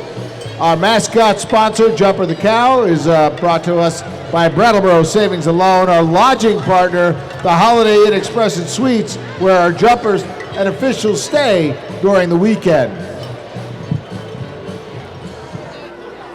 All right, it looks like we have number 28, Ole Henning Holt from Norway, sliding back out onto the bar. We have our technical difficulties already over and done with, but yeah, that's going to be great. And like Colin Delaney, he is jumper and coach. He's 57 years old. Lives from near Telemark in Norway. Nice job. Great jump. Wasn't a great landing. He wasn't really happy with the landing, but that was a far jump down past that red line. 89 meters for that jump. That's terrific.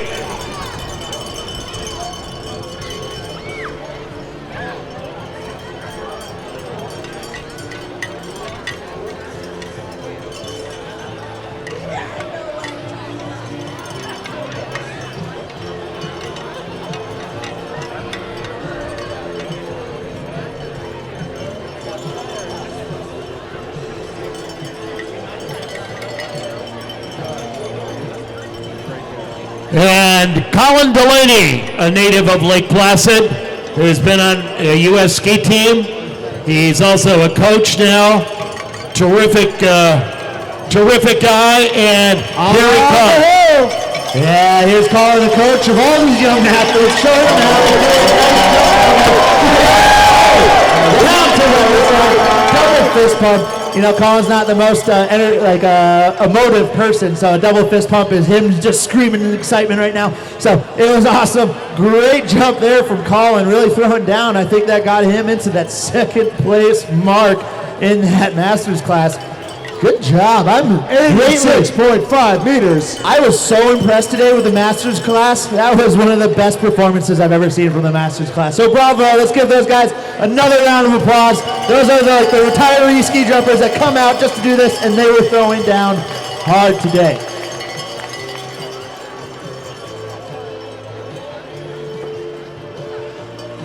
So with that being the end of the Masters class, that means we're moving on into our open women's division, filled with our two Slovenian female guests here who both threw down some hard jumps earlier today. They are flying well. They're really today, good. Nick. They are flying well today, so we're looking forward to this.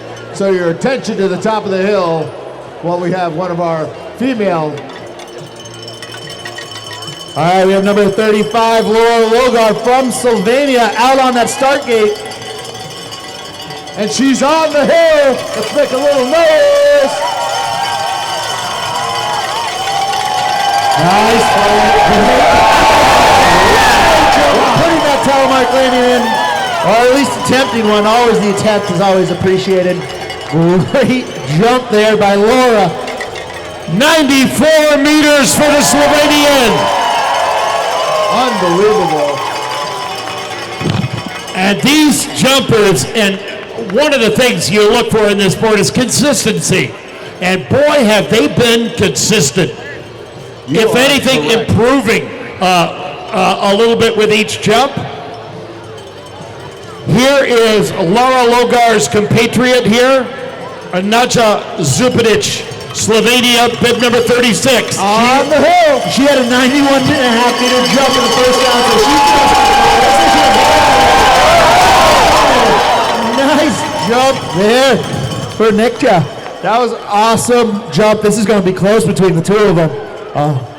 92 meters, Nick. And one of the things looking at that jump, That is going to be a super close running. I can't call who was after that. Her flight position is getting into almost like an H now. Something that you're seeing World Cup. Yeah, it's really a lot with these new bindings that actually help flatten the skis out a lot in the air. So it's really weird. In 2010, there's new technology that came out that was super controversial with two-time Olympic gold medalists at that point, who then after that Olympics became four-time Olympic gold medalist, Simone Ammann. He created this new binding system that helped flatten their skis out in the air, which as the pressure built up, their skis became more and more flat, thus creating more surface area. And so that's where this H position is kind of coming in, but we still call it kind of the V. Yeah. Because that's traditionally what we kind of call it. Same concept, same idea though. Yes. So glad to welcome you. I'm Peter Graves, along with Fish and 2014 Olympian Nick Farrell. Happy to be your commentators, gliding our way through this Saturday at the Pepsi Challenge. All right, Tim Lux, bib 46, representing France, is next to go.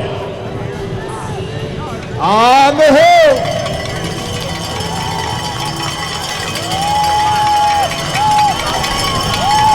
The struggle with trying to get that power down off that takeoff. It was a little hard, you know, you're running at 50, 55 miles an hour trying to time that pressure, getting all the strength as you possibly can down on that takeoff. So it can be very hard, and when you miss that timing, it just doesn't get there for you. 67 meters for the native of Chaunev in France.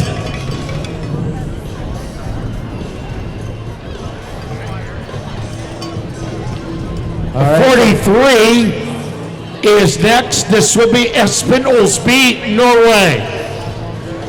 So Tim, that last jumper there was the start of our men's open division. And again, this is all in reversed order based off the results of the first round of competition. So the last jumpers we have jumping here today are the ones that have been throwing down and really strong jumps. So we're looking forward to seeing that. We have some wind picking up right here at the bottom of the hill. So I guess it's probably doing the same somewhere up on the hill. So we're going to try to see how that turns out. But we have our next jumper sliding down onto the bar.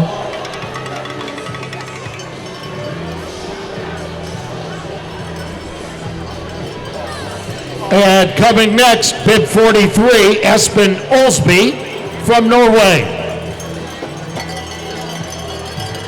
Many Norwegians have jumped on this hill over the years, including the legendary Berger. Nice jump. Still solid telemark landing. You can hear him stomp that landing. You kind of like throw your feet down a little bit quicker than you want to because you might not have been so happy with it. And that's what gave the loud bang off the side of the hill. It's kind of entertaining to watch some people that you grew up jumping with for a while go do it because they've learned to perfect that. Their little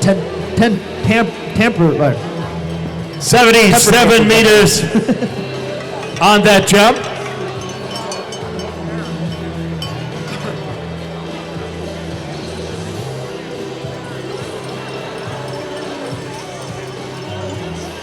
And next to come, bib number 44, Robin Overby, Norway. On the hill. On the hill.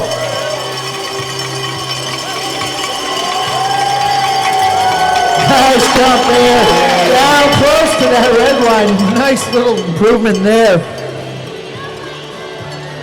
I think there's a little more air at the bottom of the hill. I was seeing it a couple of times. These guys are really going to want to kind of keep flying and not give up too soon and really just like hold that because there is pressure down there that can reward them if they keep going for it. That's right.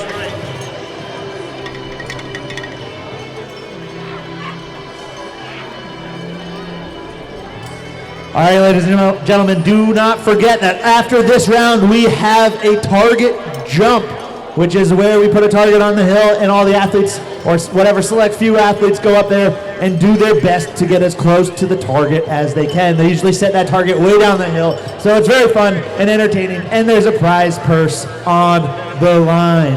So stick around for that, and then also stick around for the award ceremony. Cheer on these athletes, get some photos, get some pictures, get some autographs. It's there. All right, the next jumper's on the hill. Nice jump there for Chris Lamb. That was right down there. It wasn't quite what he was wanting. I know he wants to be on that top mark, but that was a good jump there for Chris. 87 meters for Chris Lamb, representing Harris Hill Nordic and a former U.S. ski team member, still performing at a very high level.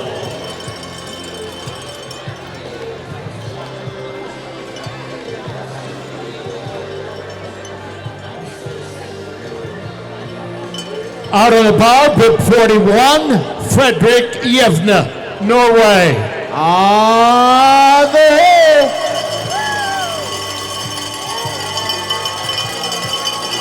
Nice fight position there for David Chow near that red line for sure. Pretty stable jump. 88 meters.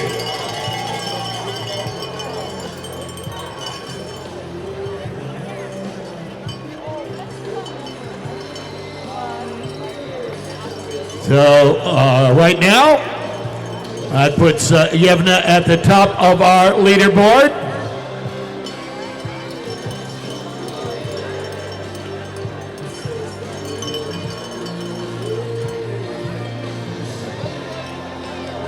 Bib number 40 is next to go. This is Magnus Heimdall from Norway. He slides out onto the bar.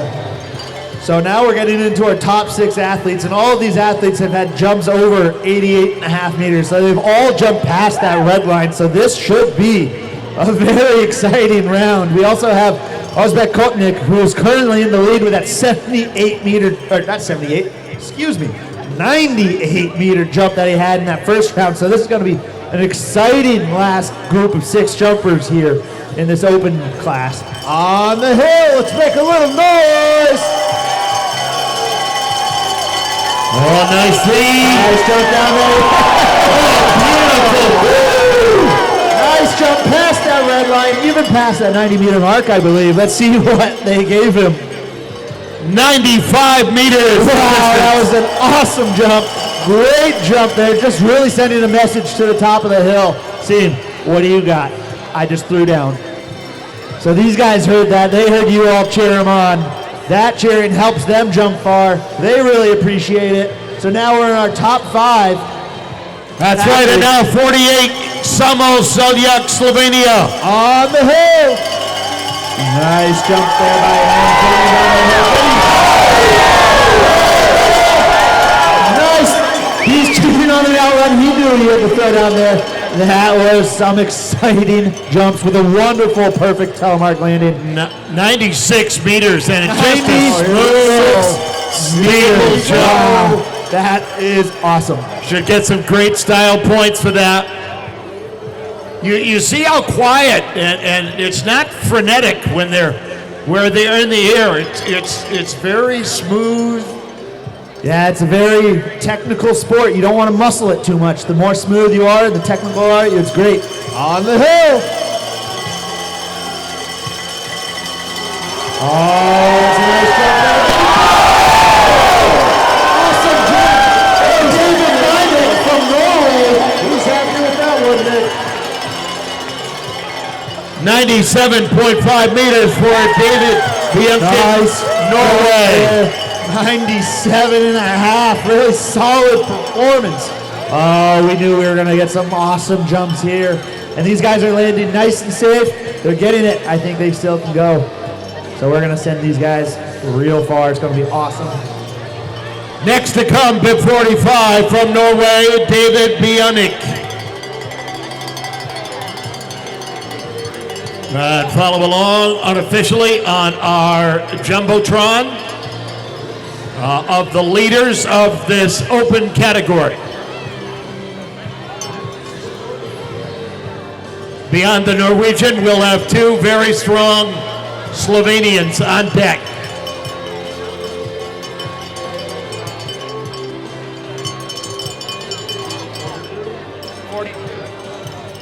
All right, now we're going into our top 3 competitors with a jump of 92 meters in his first round.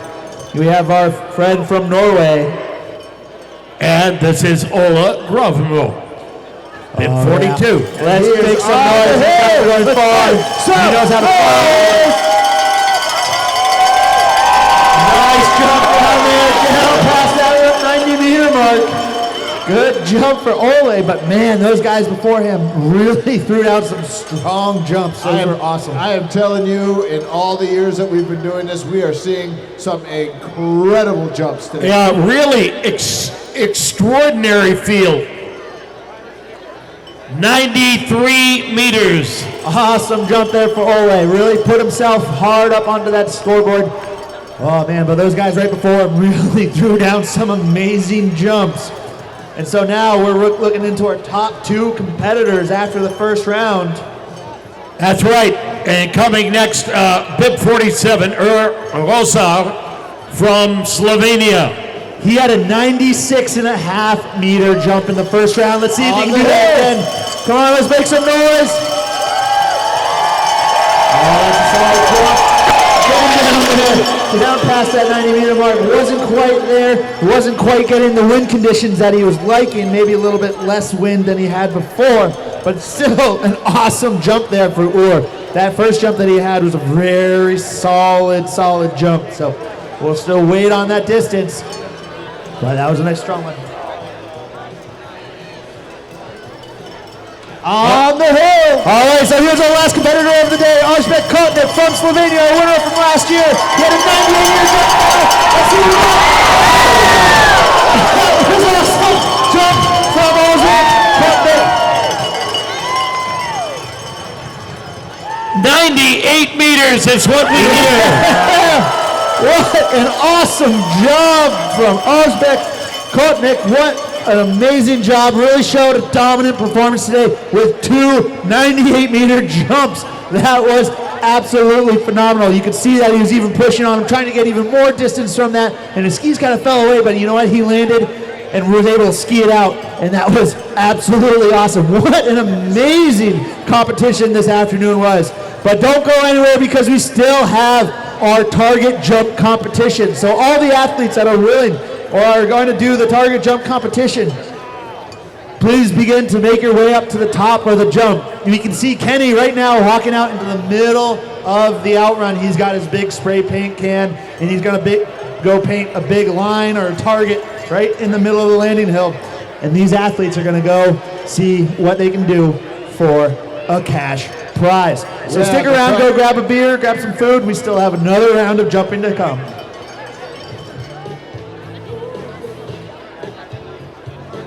All right, ladies and gentlemen, a lot of the jumpers are already at the top of the hill, it looks like, or at least from our announcer's booth. We are told that it looks like they're about to begin this target jump competition. So come on, they put that target at 100 meters. That is 2 meters further than any of the other jumps that have happened so far today, and it is going to be freaking awesome. So stick around, sun's out, it's going to be awesome. Warm up a little bit with this sun, and we're going to have some awesome jumps coming this way.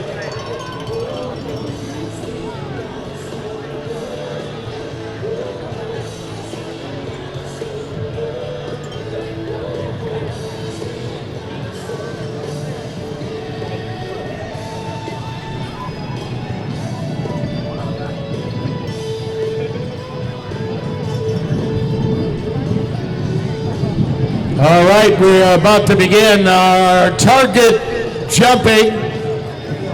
Bib 15 is on the bar and on the hill next. This is Max Fair. He had a nice 4 jump today. That's 90-meter mark. So it wasn't quite what he was looking for. However, I did just feel a gust of wind make its way up the hill. So this is not a full competition. Got it. But we have some of the jumpers that had some really far jumps today doing it. 88 meters on that jump.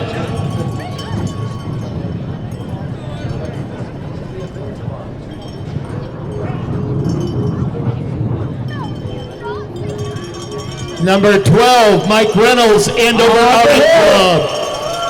Nice jump for Michael. He's there. Not so happy about that one, but you know what? He slid into this little jump to get some few extra training jumps, and that is what's going to make him better for the years to come. So getting those extra jumps in, definitely a great little thing. It's awesome to see these young athletes here too, Peter, right?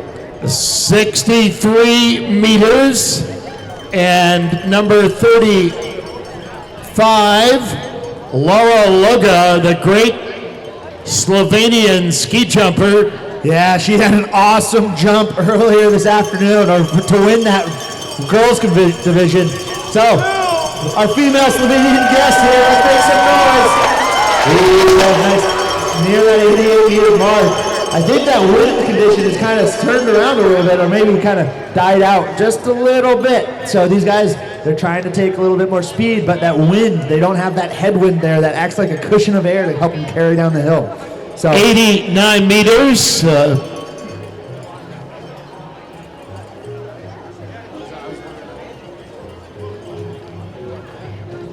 On the hill. All right, this next jumper is currently anonymous because we haven't been told about it. And we announced the next jump flying down the hill. Yeah, that looks like Brattleboro from Slovenia. One of our female jumpers really throwing down a solid 95-meter jump. Nice jump by her. She was fist pumping. She loved that one. Great job there. She's currently sitting in the lead for this target jump. I think she had a real good jump yesterday when they had this target jump, so she's skilled like that. All right, our next jumper on the hill is another anonymous person. We do not know who it is yet, so great jump. Nice jump, number 23, the winner of the juniors class, Henry Lohr. Boy, he is Awesome. really coming on. Even put a telemark in on a target jump. 97.5 meters. Yeah, that currently put him in the lead. But that sent up to the top of the house, or top of the jump, excuse me, that these guys, they have only a smaller margin of error to reach that 100-meter mark. I will say that was a nice telemark that he put in at 97.5 meters. The next jumper to go, bib 43, Espen Olsby, Norway. Espen, he has a lot of potential and he can go far. I've seen it on many of the other jumps. He just hasn't been able to figure it out on this one quite yet. But you know what? Sometimes to take the pressure off, you just go out and have some fun jumps and some magic can happen. So let's see what happens here. And the more time you spend on a jump, the more comfortable you get on it. On the hill. Oh, that's a nice one. Getting out there, down into the middle of that hill there. Still not quite figuring out the hill as much as he'd like to. Distance on that jump at 84 meters. Number 14 is coming next. This is Duncan Van Dorn, NICEF, Lake Placid.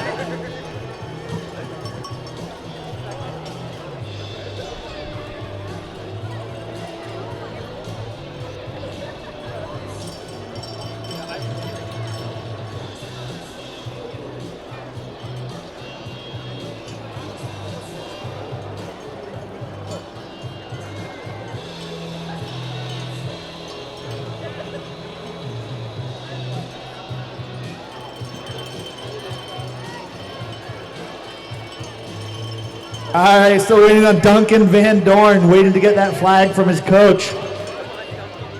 On the hill. He had some solid jumps with 88, 87.5. Wow, beautiful float down there. Yeah, he did, but that was a very consistent day. 87 meters. I think all of his jumps today were 88, 87, 88, 87. Yeah. So that's very consistent jumping today. Bib number 46 is next to go, Tim Lux, representing France.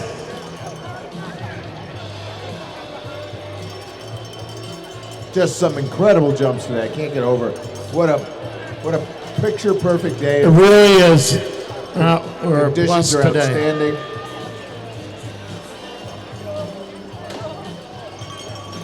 On the hill.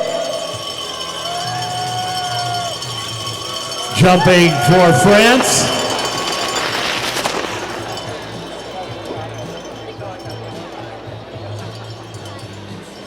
69 meters for Tim.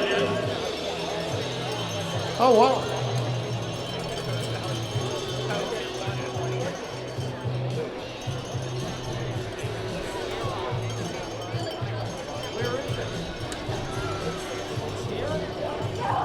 On the hill. All right, let's see what we got here. Nice jump there for Eli Mansour. Not really getting down there quite yet, but we still have our strong jumpers at the top of the hill. 66 meters. Still, we have Henry Lohr at 97.5 meters, sitting in first place. Now we have Tyler Phillips. He has the ability to go far if he gets the right conditions and gets his jump down. I've seen him jump far as well. So, man, all these kids, with a little extra speed, they have all this potential.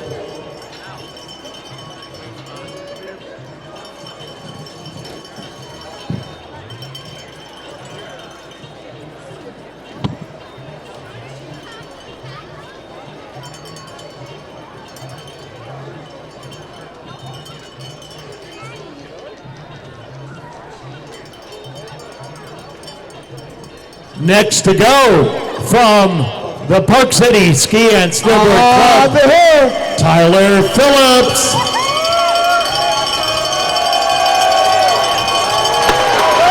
Nice jump there near that red line. Still not quite enough to put him in the lead for this target jump, but a lot of these guys are up here getting some of that extra training, and getting those extra jumps mean a lot. 86.5 meters. Number 17 is next, Skylar Clapp, NICEF.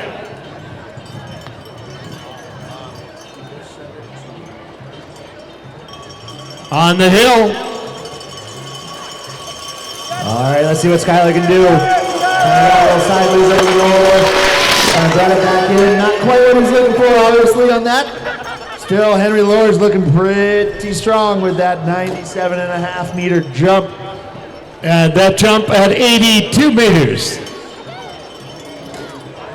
Yeah. What you mean next?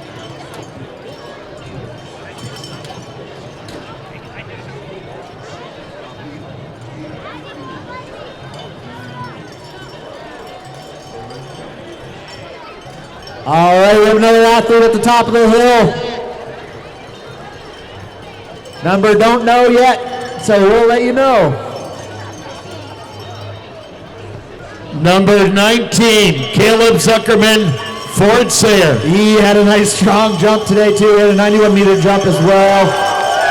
He's getting to go down that hill, down past that red line, maybe close to that 90 meter mark. And I really liked the finish of that jump. 93 meters there for Caleb. Nice jump. And you notice, Nick, there was a point over the lower part of the landing hill that he could have bailed out, but he didn't, and he got advantage of that extra puff of air. Very impressive, very wise. Yeah, that was good. There's some air moving down there at the bottom, so if you get down to it, it can carry you where you need it to. However, but you just got to get to it first. That's the main challenge. All right, we got another athlete out up onto the bar. On the hill. Still don't know what athlete number this is yet, so we'll try to tell you. Great jump. Not quite down there for bib number 18, Mitchell Penning. At 82 meters.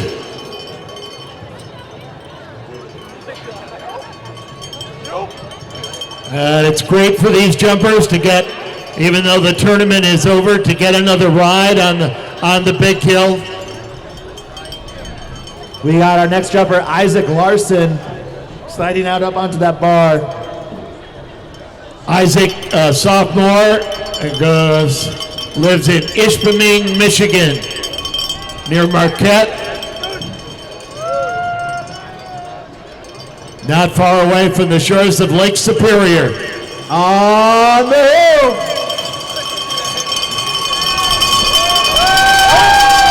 Nice jump for him. Again, he's not pumped with it, but that's good. His helmet looks cool, though, so that's all that matters. 80 meters on that jump. Bib number 16 is coming next. That will be Eli Larkin, Nice F in Lake Placid.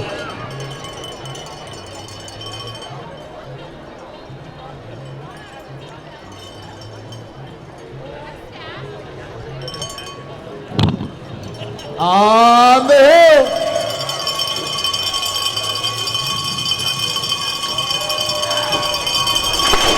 Nice jump there, Eli. 69 meters.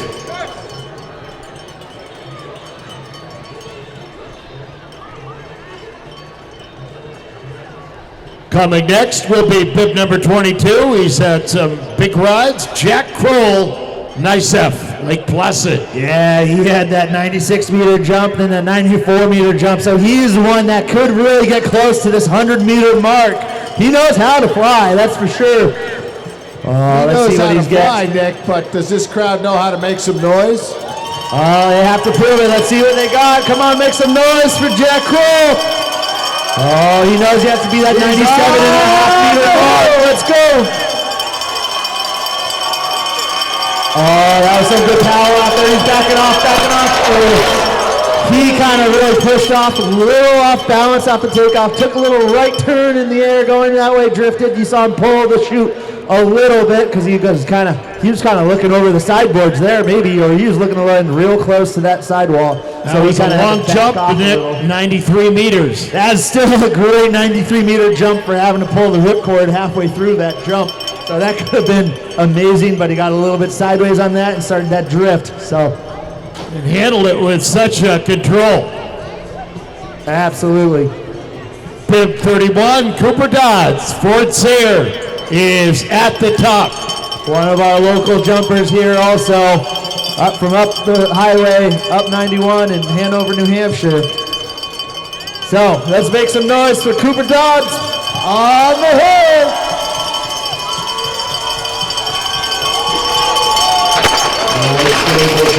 You know, Cooper's one of those guys that's coming to have fun, enjoy the day out ski jumping, and have a blast with all you guys cheering him on. 79 meters on that ride. Number 41 is next to go.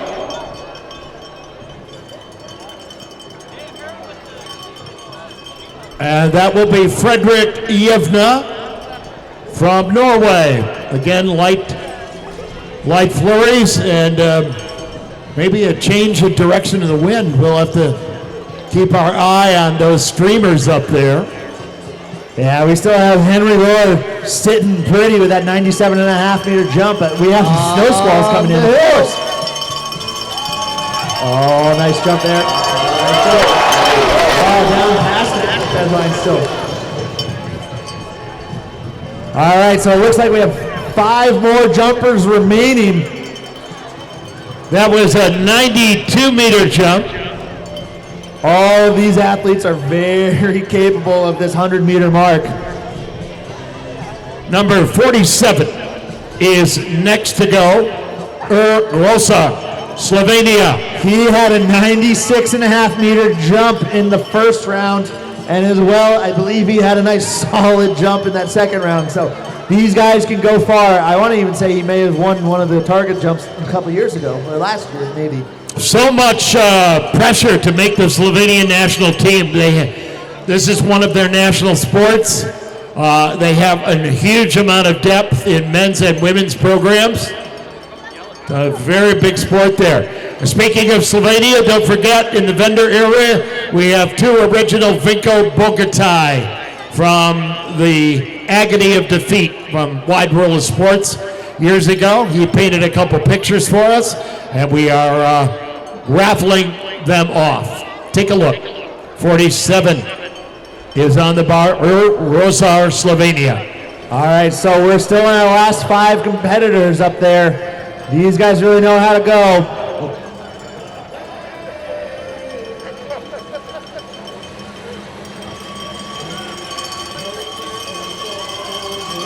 He's on the hill. Here he comes. Nice fire jump.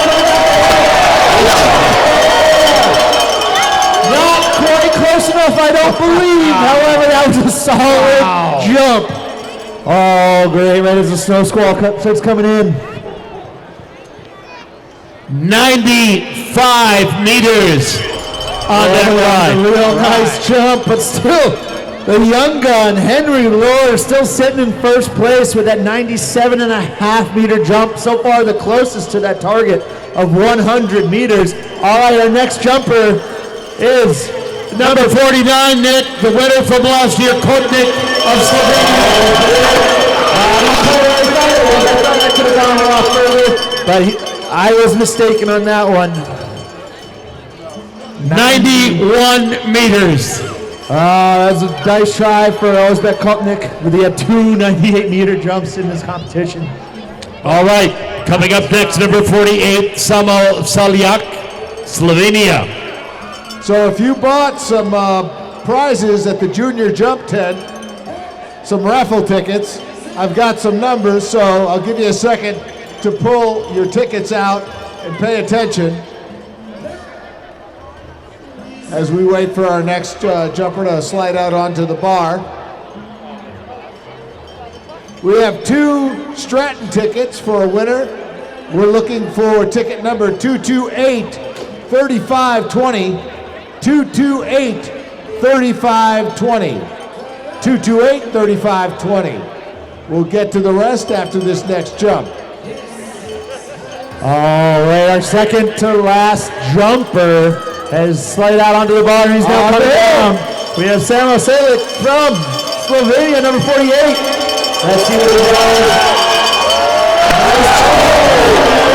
Near the 95-meter mark. I don't know if he quite got 95 there yet, but that was a close one. That was a 95-meter jump there for Samo. All right, again, for 2 Stratton tickets. To pick up the prizes, go back to the junior jump tent where you bought your original raffle tickets.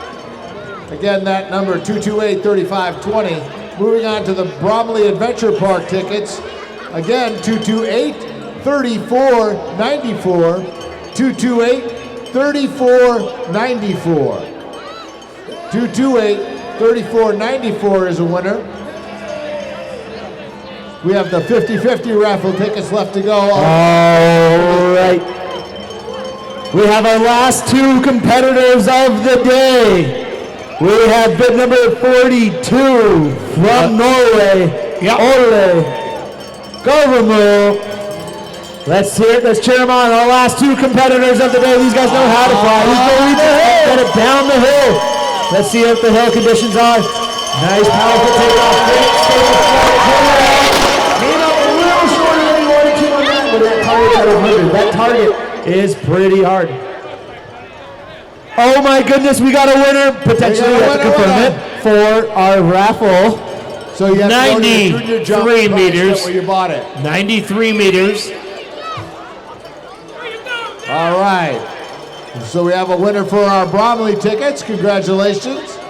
We're going to send her over to the junior jump tent where she can pick up her prize. All right, our last jumper, number 40, sliding out onto that start gate. I think they just moved that gate up. The hill is not the wind is not quite where we want it yet to be today. So these guys are trying to guess how much speed, how much in-run speed do they want to take? Where do they start from? What starting gate? They don't want to go too far. They don't want to go too short. But currently, right now, we have Henry Lohr sitting in first place with 97.5 meters. Heck, he even put a telemark landing in when he did it. So that was awesome. So here we're just waiting on Magnus to slide out onto that bar, as he's doing right now. All right.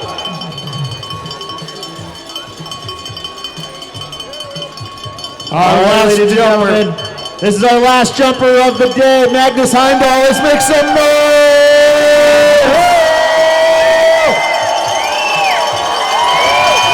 Great nice jump. Down past that blue line. That was a close one. Looked like it got to be a little bit tricky wind conditions there at the end, but it looks like Henry Lohr the young junior jumper from New York Ski Education Foundation up in Lake Placid took home that target jump with a distance of 97.5 meters. What an excellent job from that young kid. For the 50-50 raffle ticket, 228-3549. 228-3549. 228-3549. If you have a, thank you. If you have a winning ticket, please pick up your prizes at the junior jump tent where you bought your raffle ticket. Coming up next, the awards ceremony.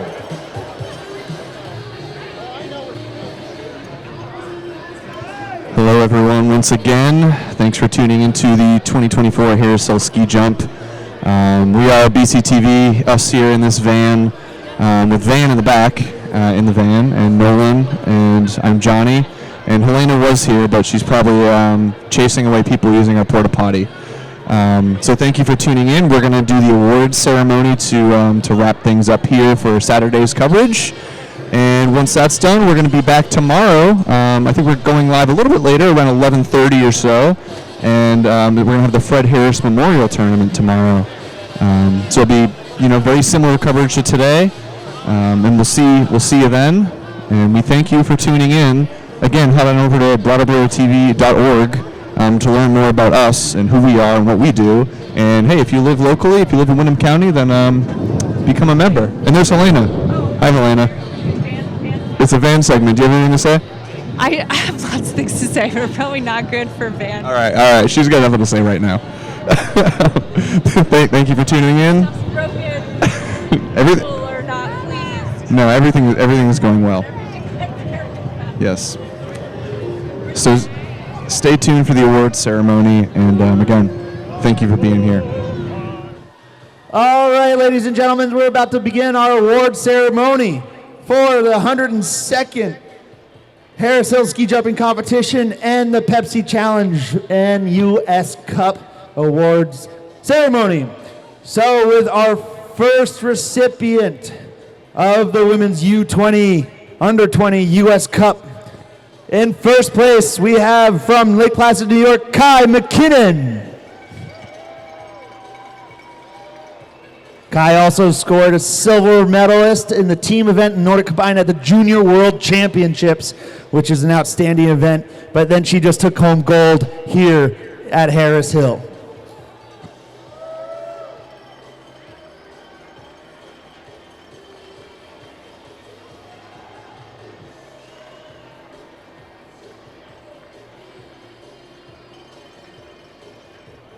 All right, that's Kai McKinnon.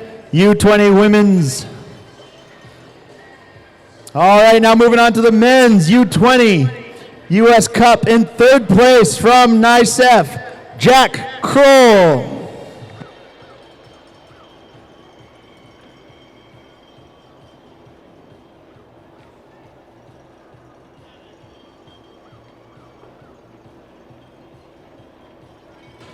And then in second place, taking the silver medal from the Fort Sage Ski Club with jumps of 91.5 and 93 meters, we got Caleb Zuckerman.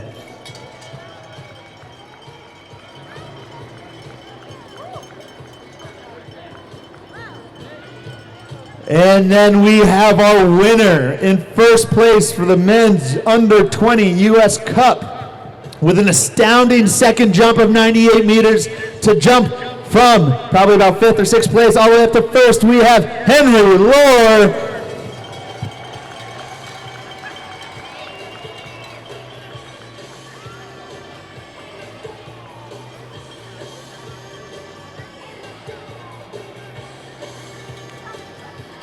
And that is our men's U20 US Cup podium.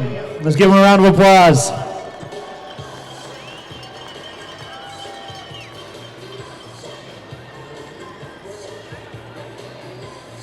All right, now moving on to our Masters division with a real strong field today with some outstanding jumps by all the participants. We have in third place from Fort Sayre, Cooper Dodds.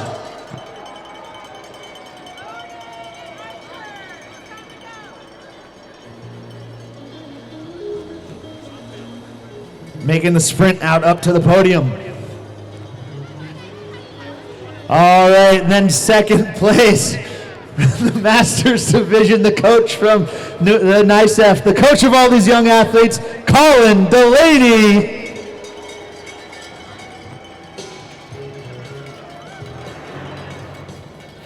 And then the winner of our Masters Division, hailing all the way from Norway, the coach of the Norwegian team, Ole Henning Holt. With a very respectable jump distances of 90.5 and 89 meters, he took a commanding win for the Masters Division. All right, let's give them Masters podium a round of applause.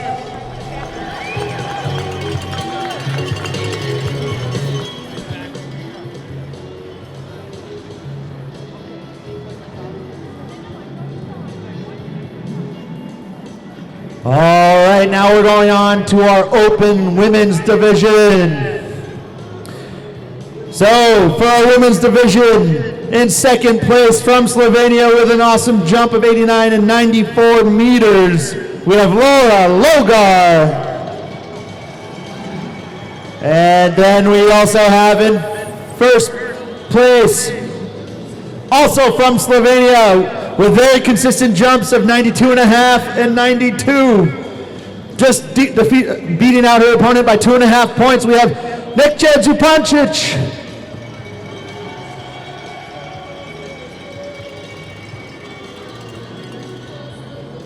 These two women threw down today with some amazing jumps. We love seeing our Norwegian national team women. It's awesome to have them here. Let's give them a round of applause for the open women's division.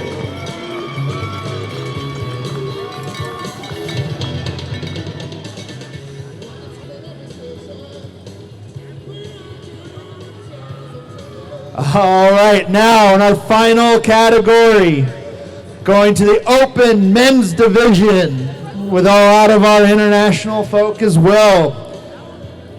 From Slovenia in third place with jumps of 90 and 96 meters. Third place goes to Samo Saljak from Slovenia. And then second place, one of the competitors who was here last year as well, with jumps of 96.5 and 91 meters, also from Slovenia, Rosar.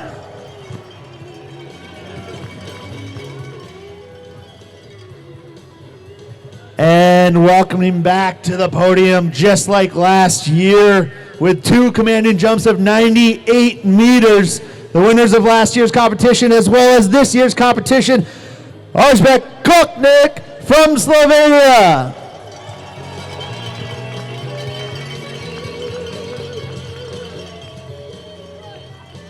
Some amazing jumps from these guys today. Let's take some photos, give them another round of applause for them. Let's cheer them on.